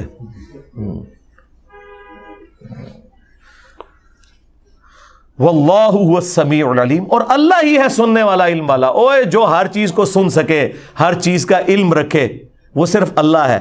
جب اللہ کی یہ کوالٹیز ہیں اور کسی اور کے پاس نہیں ہے کہ ہر وقت ہر چیز کو سننا اور علم میں رکھنا, تو کوئی اور اس طرح کا مشکل کشا ہو بھی نہیں سکتا, حاجت روا ہو بھی نہیں سکتا. تو عیسیٰ اور ان کی ماں کھانا کھانے کے محتاج. اللہ اکبر. اب عیسیٰ علیہ السلام سے بھی بڑی پرسنالٹی ہمارے محبوب علیہ السلام کی, ان کے بارے میں بھی سن لیں, پھر تو بابے ان دب دینا جا کے غیبانہ نماز جنازہ پڑھ دیں گے. سورۃ الاعراف کی آیت نمبر 188, جو میں کہتا ہوں قرآن کی سب سے سخت آیت ہے عقیدہ توحید کے حوالے سے. اور یہ آیت اگر آپ چوک میں اعلیٰ حضرت کا ترجمہ پڑھ کے بھی سنا دینا تو آپ کے اوپر 295 سی انہوں نے لگا دینی ہے. قل لا املک لنفسی نفعا ولا ضرا, وہی بات. اے نبی تم خود فرما دو اپنی مبارک زبان سے کہ میں تو اپنی جان کے لیے بھی کسی نفع و نقصان کا مالک نہیں ہوں, باقی تو شاید چھڑ دو. الا ما شاء اللہ, ہاں جو اللہ میرے لیے فیصلہ کرے, اس نے فیصلہ کرنا ہے کہ مجھے کون سی نفع مند چیز پہنچے گی اور کون سی نقصان والی. اچھا, بعض جاہل مولویوں نے نا الا ما شاء اللہ کو اس طرح ریلیٹ کیا کہ ہاں جو اللہ چاہتا ہے نا اتنا میں نفع نقصان کا مالک ہے ہوں. اندازہ کریں, وہ بھی جھوٹ نکلا. یہ تو حضور اپنی بات کر رہے ہیں, آپ کے نفع نقصان کی تو بات پھر بھی نہیں ہو رہی. میں اپنی جان کے لیے بھی کسی نفع نقصان کا مالک نہیں مگر جو اللہ چاہے. تو یہ انہوں نے جو دھوکہ دیا وہ اسی آیت میں پکڑا گیا اگلی بات اللہ نے اور کھول کے بیان کر دی تاکہ موٹے دماغ والوں کو بھی سمجھ آ جائے. وَلَوْ كُنْتُ أَعْلَمُ الْغَيْبِ، اگر میں خود سے غیب کو جان لیتا، لَاسْتَكْثَرْتُ مِنَ الْخَيْرِ، تو میں خیر کثیر جمع کر لیتا. ہاں وہ غیب تو ہم مانتے ہیں جو اللہ تعالیٰ وحی کے ذریعے بتاتا ہے، جو وہ نہ مانے وہ تو کافر ہے، وہ تو نبی کی شان ہے. وَمَا كَانَ اللَّهُ لِيُطْلِعَكُمْ عَلَى الْغَيْبِ وَلَكِنَّ اللَّهَ يَجْتَبِي مِن رُّسُلِهِ مَن يَشَاءُ. اللہ کی یہ شان نہیں کہ ہر ایک کو غیب پر اطلاع دے، وہ اپنے پیغمبروں میں سے جسے چاہتا ہے چن لیتا ہے، اور تمہارا کام ہے اللہ اور اس کے پیغمبروں کے اوپر ایمان لے کر آؤ. لیکن اگر نبی علیہ السلام خود سے غیب جان لیتے کہ مستقبل میں کیا ہونے والا ہے، تو اے نبی تم فرما دو میں خیر کثیر جمع کر لیتا. ظاہر ہے جب آپ کو مستقبل کا حال پتہ چل جائے، آج کے دور میں سمجھنے کے لیے کہ ڈالر کی قیمت یا گولڈ کی اوپر جانے والی ہے، آپ دیکھیں اس ایک سال میں ڈبل ہو گیا گولڈ. مجھے اس لیے پتا ہے کہ مجھے اس دفعہ ڈبل زکات نکالنی پڑی ہے، اسی گولڈ کی جو گولڈ اتنا ہی پڑا ہوا ہے، زکات ڈبل دینی پڑی ہے. کیوں؟ قیمت اوپر چلی گئی. تو اگر یہ بات اس وقت لوگوں کو پتا ہوتی تو لوگوں نے اپنے پلاٹ بھی بیچ کے نا گولڈ لے کے رکھ لینا تھا.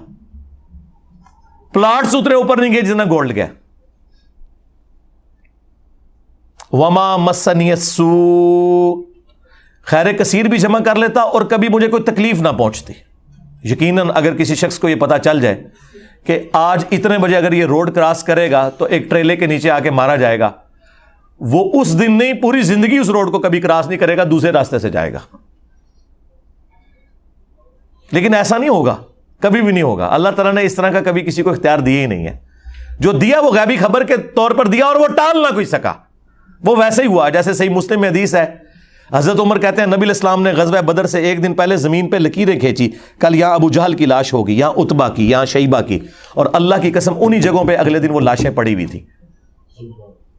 یہ حضور کو اللہ تعالیٰ نے غیبی خبر دی، وہ ٹال نہیں سکتی تھی کبھی بھی.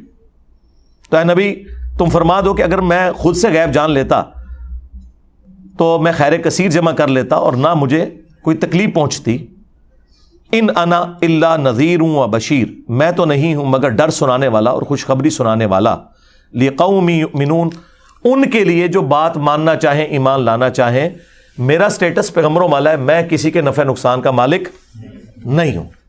اور نفع نقصان میں وہ ساری چیزیں ہیں، آکسیجن، کھانا پینا، ٹوائلٹ یعنی پیشاب، نیند، یہ تمام چیزیں. اگر رسول اللہ کا یہ سٹیٹس ہے سرکار تو بابے تو شاہ ہی کوئی نہیں.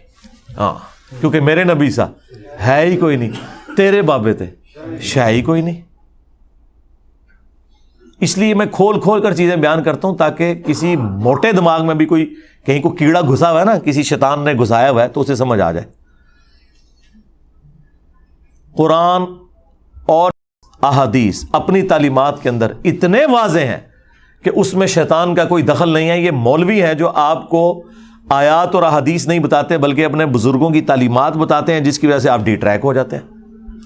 اور پھر جب ہم آپ کو سمجھاتے ہیں تو ان کی چیخیں نکلتی ہیں، کیونکہ انہیں پتہ چل جاتا ہے کہ آپ انجینئر صاحب جو بتا رہے ہیں نا، تو سب سے پہلے تو آ کے ہمارے گاٹے ہماری عوام نے فٹ ہونا ہے کہ جناب تسی کے سانو قرآن حدیث پڑھا دے رہے.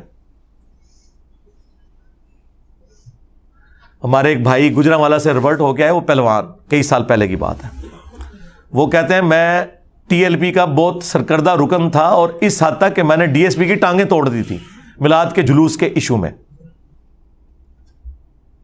اب اتنا کٹر کوئی ہو اور اس کو میرا کلپ پہنچ جائے کہ بابے تو شاہی کوئی نہیں، کہتا منو بھی بڑا غصہ کہ جے اے انجینئر غلط کہہ رہا تھا انجینئر میں نہیں چھڈنا، تے جے صحیح کہہ رہا تھا میں اپنے بزرگ نہیں چھڈنے. اور وہی ہوا جب وہ بندے نے ساری گستاخانہ عبارتیں اور ساری چیزیں دیکھیں، اینڈ پہ کہتا ہے میں اپنے مولوی کے پاس چلا گیا. میں کہ مولوی صاحب تسی سانو بچپن تو نماز ہی غلط دسی ہے.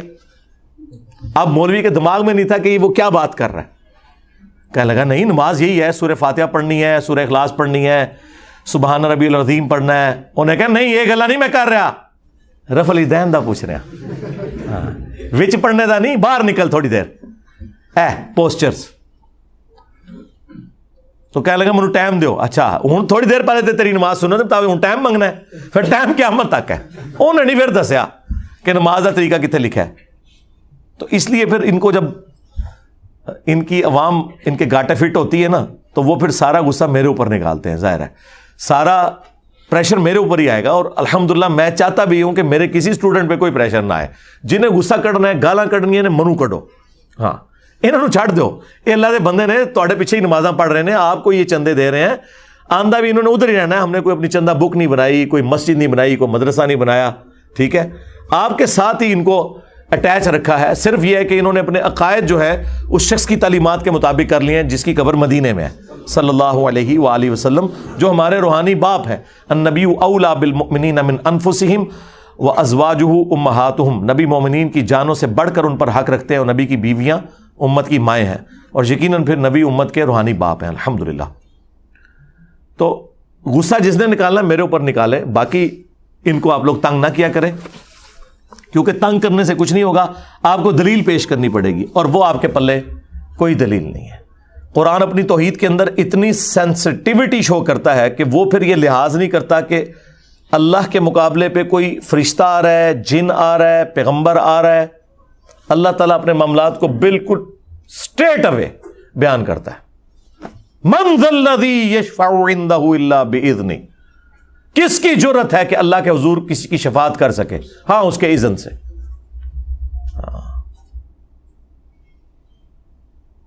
پھر سورہ نبا میں جو اللہ تعالیٰ نے فرمایا نا کہ رحمان کے حضور کوئی کلام بھی نہیں کر سکتا, ہاں مگر جس کو اللہ نے اذن دیا ہے وہ بھی اس کی اجازت سے ہی بولے گا, ورنہ بولنے کا بھی اختیار نہیں ہے. اللہ نے کہا کہ فرشتے بھی سب بنا کے کھڑے ہوں گے, حضرت جبرائیل کی بھی جرت نہیں کہ خود سے کوئی بات کر سکے. یار اللہ کے سامنے کو کسی کی سفارش کر سکتا ہے؟ دنیا میں سفارش یہ ہوتی ہے کہ اے بندے نو چھاڑ دو, غلط پھڑ لے جائے, منو پتا ہے بڑا شریف بندہ ہے. اللہ نو کون کہے کہ یا اللہ جی غلط پھڑ لے جائے, میرے کہنے تے چھاڑ دو؟ ہائے ہائے ہائے ہائے, یہ ہو سکتا ہے؟ اس لیے پھر اللہ کو پوچھنا پڑتا ہے کہ یا اللہ بندہ صحیح پڑھے ہے, منو اجازت دے کہ میں اس کے لیے تیرے حضور دعا کروں, کیونکہ یہ تو کوئی نہیں کہہ سکتا کہ غلطی نہ پڑھ لے تیرے فرشتہ نے. اس لیے شفاعت بالاذن ہے, دھوس کے ساتھ, وجاہت کے ساتھ, زبردستی کے ساتھ ہے ہی نہیں ہے. اللہ تعالیٰ سورہ آل عمران میں فرماتا ہے کہ کبھی ایسا نہیں ہوا کہ ہم کسی پیغمبر کو نبوت دے کر, حکمت دے کر, پیغمبری دے کر مبعوث کریں اور وہ لوگوں سے یہ کہنا شروع کر دے کہ لوگوں میری عبادت کرنا شروع کر دو اللہ کے مقابلے پر. ہوئے ہوئے ہوئے, وہ تو ہمیشہ یہی کہے گا کونو ربانیین, اللہ والے بن جاؤ, بابوں والے نہ بنو. بسبب اس کے کہ تم کتابوں کی تعلیم دیتے ہو, اس کی تدریس کا کام کرتے ہو, سنتے اور سناتے ہو. وہ تمہیں کبھی حکم نہیں دیں گے کوئی بھی پیغمبر کہ تم اللہ کے مقابلے پر فرشتوں کو اور پیغمبروں کو اپنا رب مان لو. کیا وہ تمہیں اس بات کا حکم دے گا کہ تم اسلام لانے کے بعد کافر ہو جاؤ؟ یہ سورہ ال عمران کی آیات ہیں, بالکل کلیئر کٹ. پھر سورہ النساء میں جس شان سے آیا ہے, کبھی عیسیٰ ابن مریم اس بات سے آر محسوس نہیں کریں گے کہ انہیں اللہ کا بندہ کہا جائے. نہ کوئی مقرب فرشتہ اس کی یہ جرت ہو سکتی ہے کہ وہ اس بات سے شرمندگی محسوس کرے کہ وہ اللہ کا بندہ ہے. آپ کے علماء تو ایسے شرمندگی محسوس کرتے ہیں. آپ کسی مولوی کے ساتھ لکھیں اللہ کا بندہ مولانا فلاں, وہ کہے گا پیچھے اڈی لمبی پہلے دم لگا, ہاں استاذ العلماء, ہاں, اور مفسر قرآن. اور مفسر قرآن ہے کہ قرآن کی تفسیر لکھ کے بابے پکارے نے. اللہ کہہ رہا ہے عیسیٰ کبھی آر نہیں محسوس کریں گے کہ انہیں اللہ کا بندہ کہا جائے, نہ کوئی مقرب فرشتہ. پھر اللہ تعالیٰ نے اسے کنکلوڈ کیا ہے کہ اگر ان میں سے بھی کوئی اس بات سے آر محسوس کرے گا پھر ہم قیامت کے دن جمع کر لیں گے اور عذاب دیں گے.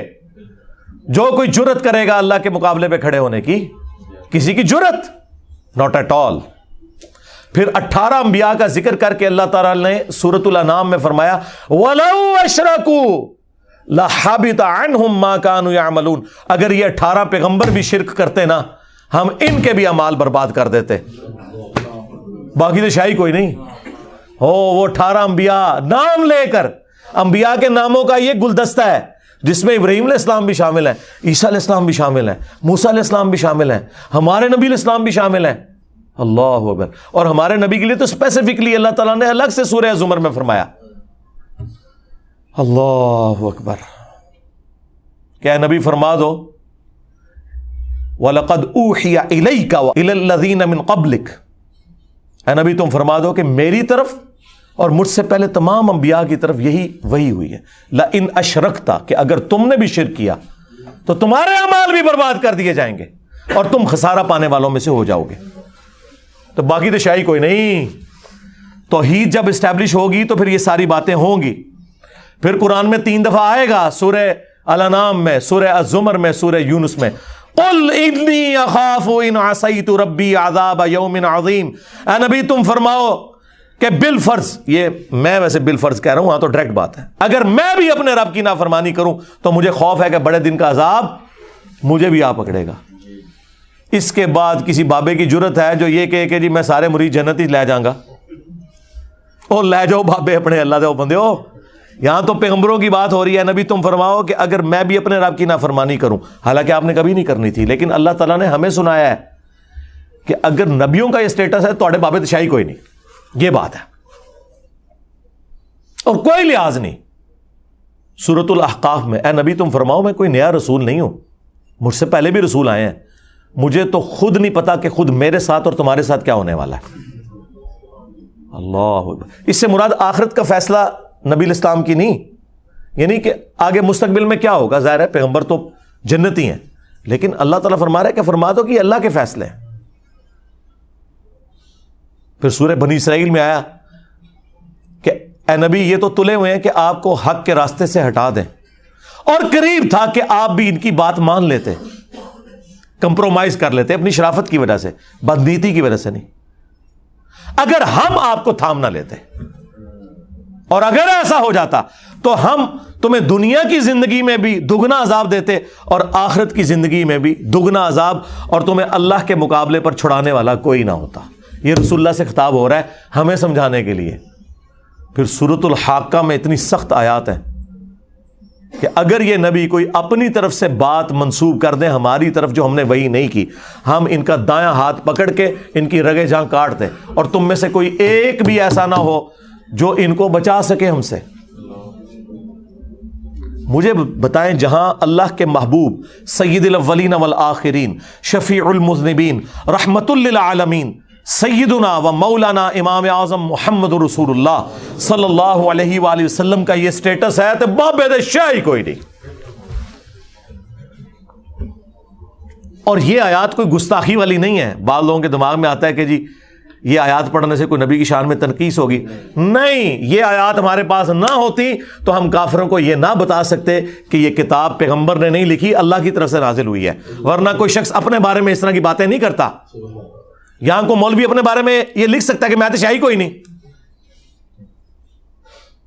مجھے بھی اللہ تعالیٰ عذاب دے گا اگر میں اللہ کی نافرمانی کروں. نو نو نو نو، اپنے آپ نے تو جنتی مننے بیٹھے نے. اس لیے سلمان رشدی کی جو کتاب تھی سٹینک ورسز، اس کا میں نے پوسٹ مارٹم کیا تھا، باقیوں نے صرف گالیاں دی ہیں، میں نے پورا پوسٹ مارٹم کیا ہے، اس کی کتاب کے اعتراضات کا جواب دیا ہے، وہ ویڈیو میری دیکھیں. اس میں نے یہ آیات کوٹ کی تھی کہ یہ اس بات کی دلیل ہے کہ نبی اپنے خواہش نفس سے کچھ نہیں کہتے. اس کتاب میں آیات کبھی نہ ہوتی، آتھر اپنے بارے میں تو اس لیول پہ اتر کے کبھی نہیں یار بات کرتا اس طریقے سے جہاں پہ یہ شائبہ ہو جائے کہ لوگ جو ہے وہ اس کی گستاخی نہ کرنا شروع کر دیں. کبھی نہیں کریں گے. پیغمبر کے پیچھے اللہ کھڑا ہے. یہ ہے میرے بھائیوں رحمانی توحید، جس توحید کے اندر اللہ کے مقابلے پر کوئی جن، کوئی فرشتہ، کوئی پیغمبر، کوئی شے نہیں. جب لوگ اسے کھڑا کریں وہ خود تو نہیں کھڑے ہوتے.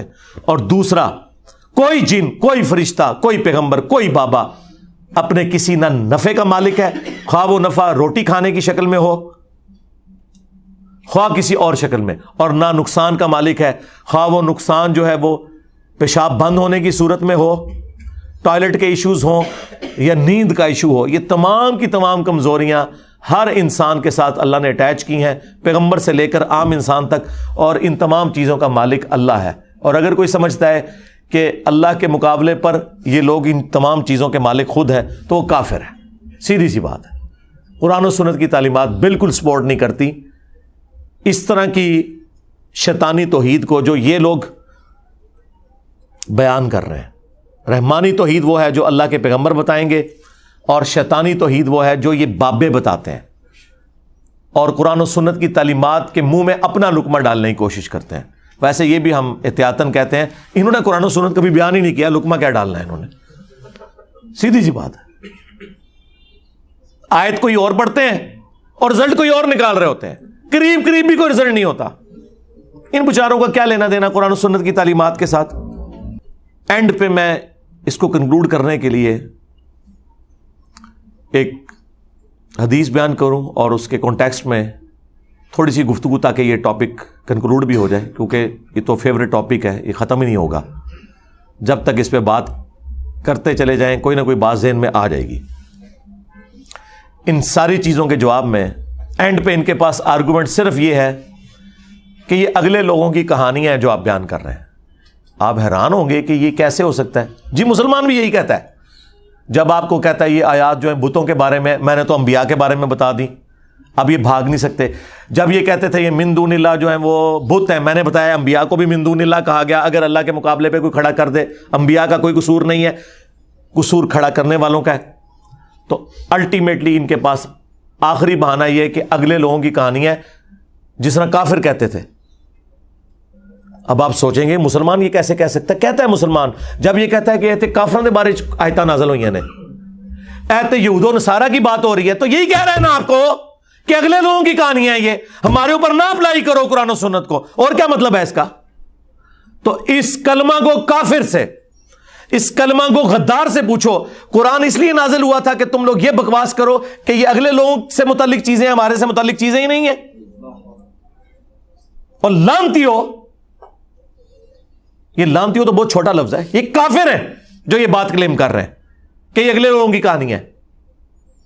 اور بھائی سورۃ البقرہ اللہ نے شروع میں اس لیے رکھی کہ پتہ چلے کہ جب امتیں بگڑتی ہیں نا تو یہ سٹیپس طے کرتی ہیں. اس کا قطعاً یہ مقصد نہیں تھا کہ یہ امت وہ سٹیپ طے نہیں کرے گی. اب آپ سوچ رہے ہوں گے اس کے ثبوت میں, جی ثبوت میں بخاری مسلم میں حدیث ہے, تم بھی اگلے لوگوں کے پیچھے چل پڑو گے قدم با قدم, بالشت بر بالشت, حتیٰ کہ ان میں سے کوئی گوہ کے سوراخ میں بھی داخل ہوا تم بھی وہی کام کرو گے. صحابہ کرام نے پوچھا یہ اگلے لوگوں سے مراد کیا یہود و نصارہ ہیں؟ آپ نے فرمایا اگر وہ مراد نہیں تو اور کون سے لوگ مراد ہیں؟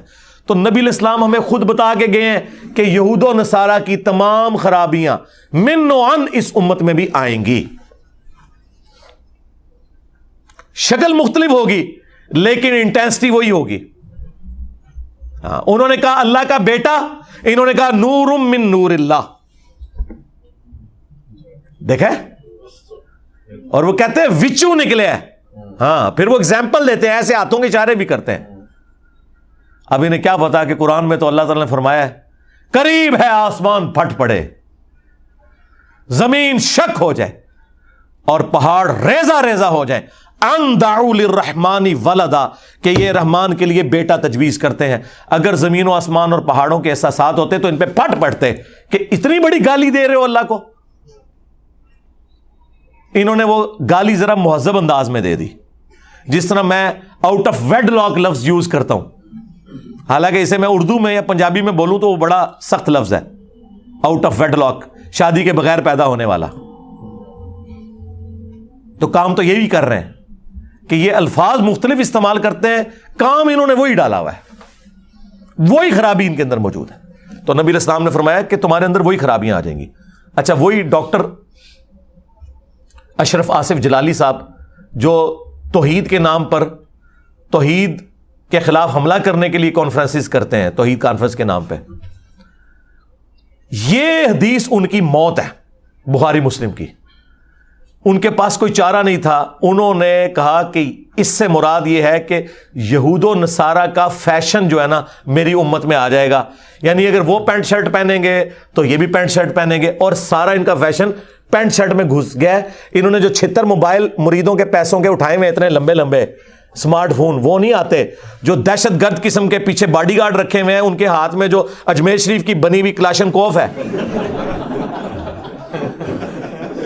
ہاں, اور بغداد شریف کی بنی ہوئی وہ پراڈو جس میں یہ بیٹھے ہوئے ہیں, یا بغداد شریف کے بزرگوں کی بنائی ہوئی, ہاں, وہ بھی تو گوروں کی ہے, وہ نہیں نظر آتی ان کو. کہتے ہیں یہود و نصارہ کا فیشن آ جائے گا. ہم نے اس کے جواب میں کہا تھا نہ, پرانیاں گلاں पुराने बहाने, पुराने बाबे, ले जाओ इथों। इसका शान नुजूल, शान इरशाद जामिया तिरमिज़ी में मौजूद है। हमारे नबी ने खुद हमें क्लियर कर दिया है कि मैं अपनी उम्मत को डरा रहा हूं कि यहूद और नसारा के फासिद अकायद भी मेरी उम्मत में आएंगे, तुमने इनसे बचना है। जामिया तिरमिज़ी में वो हदीस मौजूद, मिशकात में भी मौजूद। और सूरतुल अराफ की आयत नंबर 138 के कॉन्टेक्स्ट में मुफस्सिरीन उस हदीस को लेते हैं कि गज़वा हुनैन के मौका पर नबी इस्लाम अपने सहाबा के साथ एक जगह से गुजरे। एक दरख्त था जिसे ज़ाते अनवात कहा जाता था। वहां मुशरिकीन अरब अपना असला लटकाते थे, टच करते थे, और उनका यह अकीदा था कि जब हम थोड़ी देर के लिए अपनी तलवार यहां लटका देंगे ना, तो इसकी बरकत से हमें जंग में फतह होगी। तो सहाबा इकराम ने, सरकार बरेलवी देवबंदी अहले हदीस शिया ने नहीं, सहाबा इकराम ने हुजूर को मशवरा दिया, या रसूलल्लाह आप भी हमारे लिए एक दरख्त मुकर्रर कर दें, हम भी वहां असला लटका लिया करें। मुझे बताएं, क्या कोई सहाबी शिर्क का मशवरा देगा? नेवर। और ये जो मशवरा था ये कोई शिरकिया भी नहीं था, वो सिर्फ ये कह रहे थे कि दरख्त से हमने बरकत हासिल करनी है। उन्होंने दरख्त को कोई सजदा नहीं करना था। ये आपको कहते हैं ना जी, हम कौन सा सजदा कर रहे हैं जी, सजदे के लिए तो 7 अज़ा का लगना जरूरी है, और जायलो माथा लगना सजदे की असल है, और टू बाउ डाउन होने से भी सजदा हो जाता है। बेशर्मो। और सहाबा किराम की कोई ऐसी नीयत नहीं थी, लेकिन नबी इस्लाम ने उसे भी शिरकी एक्टिविटी करार दे दिया। आपने कहा सुबहान अल्लाह, ओए तुमने तो वही बात कर दी जो असहाबे मूसा ने की थी। यार ये सहाबा किराम की तौहीन मैं नहीं कर रहा। हजरत मूसा अलैहिस्सलाम के अगर 70,000 सहाबा मुर्तद हुए हैं तो कोई नाउज़ु बिल्लाह मैंने कोई उनकी तौहीन नहीं की, या हुजूर के यहां सहाबा ने शिरकिया मशवरा दिया है बकौल हुजूर के, तो मैंने इसमें कोई सहाबा की तौहीन नहीं की। इंसान थे ना, पैगंबर तो नहीं थे, गलती हो सकती है। और तुमने तो सहाबे मूसा वाली बात कर दी कि जब वो समुद्री झील क्रॉस करके एक ऐसी कौम से गुजरे, नबी इस्लाम ने सूरतुल अराफ की आयत नंबर 138 तिलावत की। वहां उन्होंने चंद लोगों को बुतों पर इत्तिकाफ किए हुए, ध्यान रखे हुए बैठे देखा और कहा, क्या मूसा हमारे लिए भी अल्लाह का कोई बुत मुकर्रर कर दें। और मूसा अलैहिस्सलाम जब कोई तूर पे गए, उन्होंने पीछे से बछड़े को बुत के तौर पे बना लिया, बनाया अल्लाह ही का बुत था उन्होंने। तो मूसा अलैहिस्सलाम को गुस्सा आया, उन्होंने कहा कि मैं ऐसी जाहिल कौम से अल्लाह की पनाह में आता हूं। तो हुजूर ने कहा कि जिस तरह उन्होंने अल्लाह का बुत मांगा था ना, तुम भी वही काम डाल रहे हो। अल्लाह अकबर। अंदाजा करें, हालांकि दरख्त को कोई पूजा करने के लिए नहीं मांगा था, ना उसके सामने झुकने के लिए, सिर्फ उसके साथ टाकियां लटकाने के लिए। हाँ, पीर शलवार शाह। हाँ। और यार ज़ियाउल हक के मजार के ऊपर भी लोगों ने टाकियां बांधी हुई हैं। हुजूर ने कहा तुमने तो वही काम डाल दिया आज। अल्लाह की कसम तुम भी अगले लोगों के पीछे चल पड़ोगे, यानी जिस तरह के काम अगले लोगों ने किए तुम भी करोगे। अब उसको जोड़ लें बुखारी मुस्लिम की उस हदीस के साथ, अल्लाह की कसम तुम भी अगले लोगों के पीछे चल पड़ोगे, कदम बा कदम, बालिश्त बर बालिश्त। और वो सारे काम अब इस उम्मत में भी हो रहे हैं। तो नबी इस्लाम ने ये मिसाल दी ही शिरकी एक्टिविटीज के ऊपर थी। इसीलिए हुजूर ने इस तरह डराया उम्मत को, इस तरह डराया। देखिए आखिरी वक्त जब कोई दुनिया से इंसान जाने लगता है ना, तो उसकी ख्वाहिश होती है मैं अपनी सारी वसीयतें कर दूं। मैंने इसके ऊपर रिसर्च पेपर नंबर 1 मेरा यही है, रसूलुल्लाह की आखिरी वसीयतें। उसमें मैंने वो सारी हदीसें जो कब्रों से मुतल्लिक थी बयान की। हुजूर के लिए सबसे सेंसिटिव इशू है ही तौहीद था, इसलिए आपने आखिरी वक्त के अंदर तौहीद के ऊपर ही बात की है। बुखारी मुस्लिम दोनों में हदीस है। अम्मा आयशा सलामुल्लाहि अलैहा कहती हैं कि नबी इस्लाम के आखिरी दिन बीमारी के चल रहे थे। आप तकलीफ की वजह से बार बार अपनी चादर अपने चेहरे मुबारक से हटाते, पास एक पानी का बर्तन था उससे हाथ गीला करके बुखार को ठंडा करने की कोशिश करते, और बार बार ये कहते लअनल्लाहुल यहूद वन नसारा इत्तखज़ू क़ुबूर अंबियाहिम मसाजिदा। अल्लाह की लानत हो यहूदा नसारा के ऊपर, उन्होंने अपने नबियों की कब्रों को सजदागाह बना लिया था। आखिरी वक्त क्या बात हो रही है कि नबियों को अल्लाह के मुकाबले पे खड़ा ना कर लिया जाए। और अम्मा आयशा कहती हैं रसूलुल्लाह हमें डरा रहे थे, और अगर यह खदशा ना होता कि लोग रसूलुल्लाह की कब्र पे सजदे शुरू कर देंगे, तो मैं हुजूर की बीवी उनकी कब्र मुबारक को लोगों की ज़ियारत के लिए ओपन छोड़ देती, यानी हुजरे की दीवार गिरा दी जाती, जो चाहे जिस वक्त चाहे कब्र रसूल पे हाजिर हो। حجرے کی دیوار نہیں اما عائشہ نے گرائی, آج تک نہیں گری اللہ کے فضل سے. آج بھی وہ خیر اب تو بہت پیچھے جا چکی ہے, اب جالیاں اس کے آگے. اما عائشہ کو تو کسی نے نہیں کہا کہ حضور نے کہا تھا مجھے تو تم سے شرک کا خدشہ ہی نہیں ہے, تو آپ آخری وقت میں اس کو شرک سے کیوں ریلیٹ کر رہی ہیں؟ اس زمانے میں کہانیاں نہیں ہوتی تھی. وہ آپ میری ویڈیو دیکھیں, مجھے تم سے شرک کا خوف نہیں. وہ حضور نے اسپیسیفکلی صحابہ کرام کے بارے میں کہا تھا, اور صحابہ کے پیٹرن پہ صرف ایک جماعت قیامت تک شرک سے محفوظ رہے گی, یہ میں مانتا ہوں, ایک جماعت. جس طرح کہ بنی اسرائیل پوری کی پوری گمراہ ہو گئی, یہ امت پوری گمراہ نہیں ہوگی. اس لیے حضور نے کہا تھا مجھے اپنی امت سے شرک کا خوف نہیں کہ یہ ساری مشرک ہو جائے. باقی وہ ویڈیو آپ دیکھ لیں.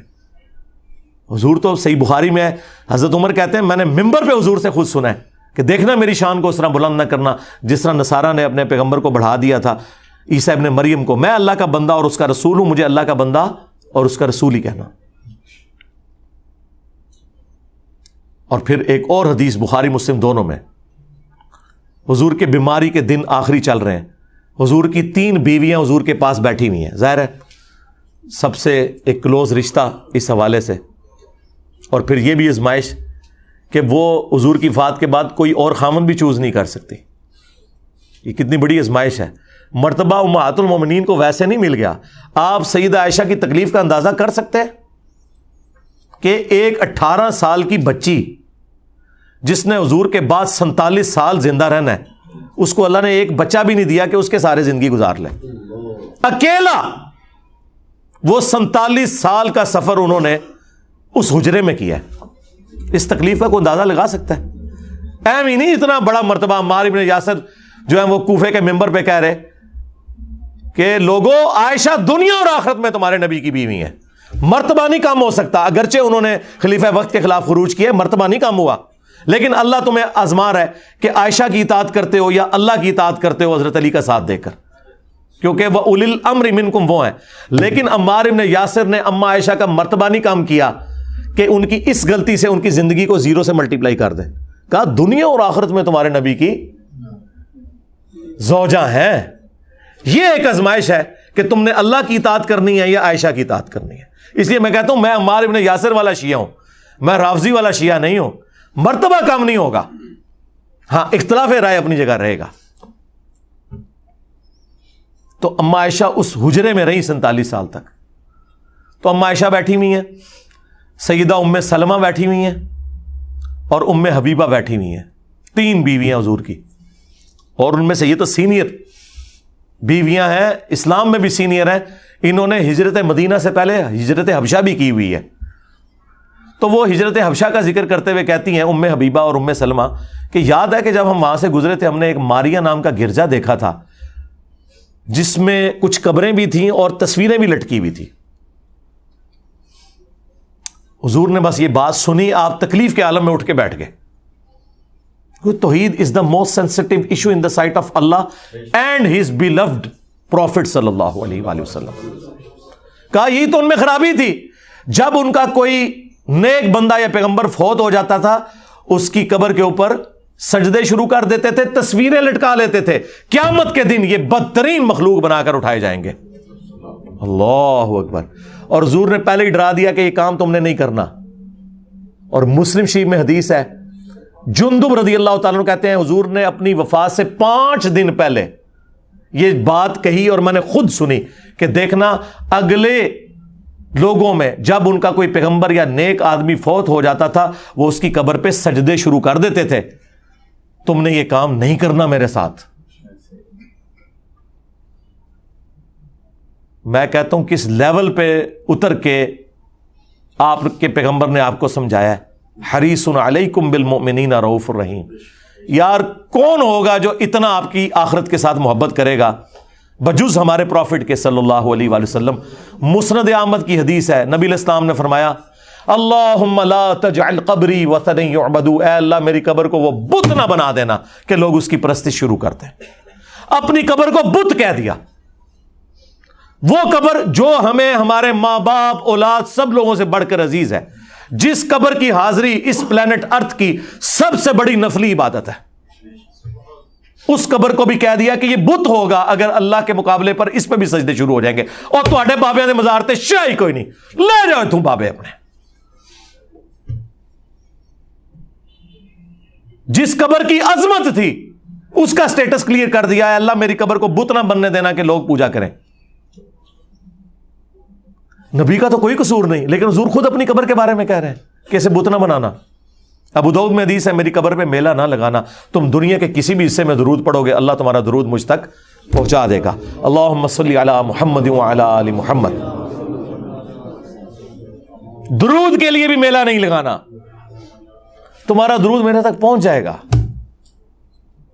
سلام عرض کرو اور نکل جاؤ آگے، میلہ نہ لگانا۔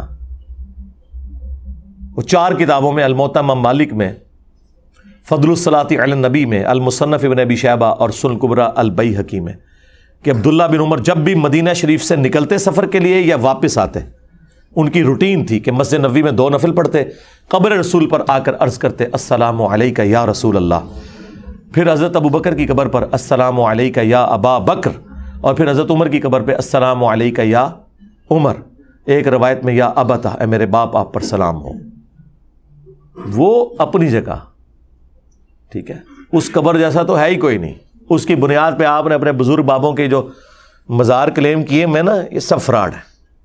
باقی مزارات، گنبد خضرا، یہ ایک الگ سے ایک سینسٹیو ٹاپک ہے، اس پہ میری الگ سے ویڈیوز ریکارڈ ہے، وہ پھر مجھے 2 گھنٹے اور لگ جائیں گے، اس کے لیے آپ میری ویڈیوز دیکھیں۔ میں نے ایک مقدمہ جو ہے وہ توحید کے حوالے سے کلیئر کیا۔ میرے بھائیو، یہ آج جتنی بھی گفتگو میں نے کی، اس کے پیچھے یہ بھی انٹینشن تھی کہ یہ جو آئے دن میرے حوالے سے چیزیں اٹھاتے رہتے ہیں، تو یہ نیا ایک مارکیٹ میں تازہ ایک اعتراض آیا تھا کہ یہ کہتا ہے کہ اللہ کے مقابلے پر انبیاء شے کوئی نہیں، تو کیا کسی مسلمان کا عقیدہ ہے کہ اللہ کے مقابلے پہ انبیاء کوئی شے ہیں؟ اگر ایسا ہے تو پھر وہ تو کرسچن ہے۔ یہ تو کرسچنز کا عقیدہ ہے کہ پیرلل میں 3 گاڈ ہیں،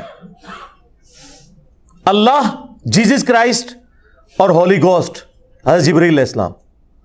کہتے ہیں مجھے یہود و نصارہ کے ایجنٹ ہو، خود ہو ایجنٹ ان کے، کہ تم یہ عقیدہ رکھتے ہو کہ پیغمبر اللہ کے مقابلے پہ کوئی شے ہے؟ پھر یہ ٹھنڈے ہو جاتے ہیں، کہتے ہیں نہیں وہ علی بھائی مسئلہ یہ نہیں ہے، وہ ہم یہ کہتے ہیں کہ پیغمبر تو اللہ کے مقابلے پہ ہے ہی نہیں ہے، خود نہ آپ کھڑا کریں۔ وہ تو میں نے آپ کو قرآن سے آیات بتا دی کہ اللہ تعالیٰ نے خود انہیں کھڑا کیا ہے مقابلے پہ، اس لیے کہ لوگوں نے کھڑا کیا ہوا تھا، پھر اللہ نے مقابلے پہ کھڑا کر کے اپنا سٹیٹس واضح کیا کہ یہ اللہ ہے اور یہ اس کے پیغمبر ہے۔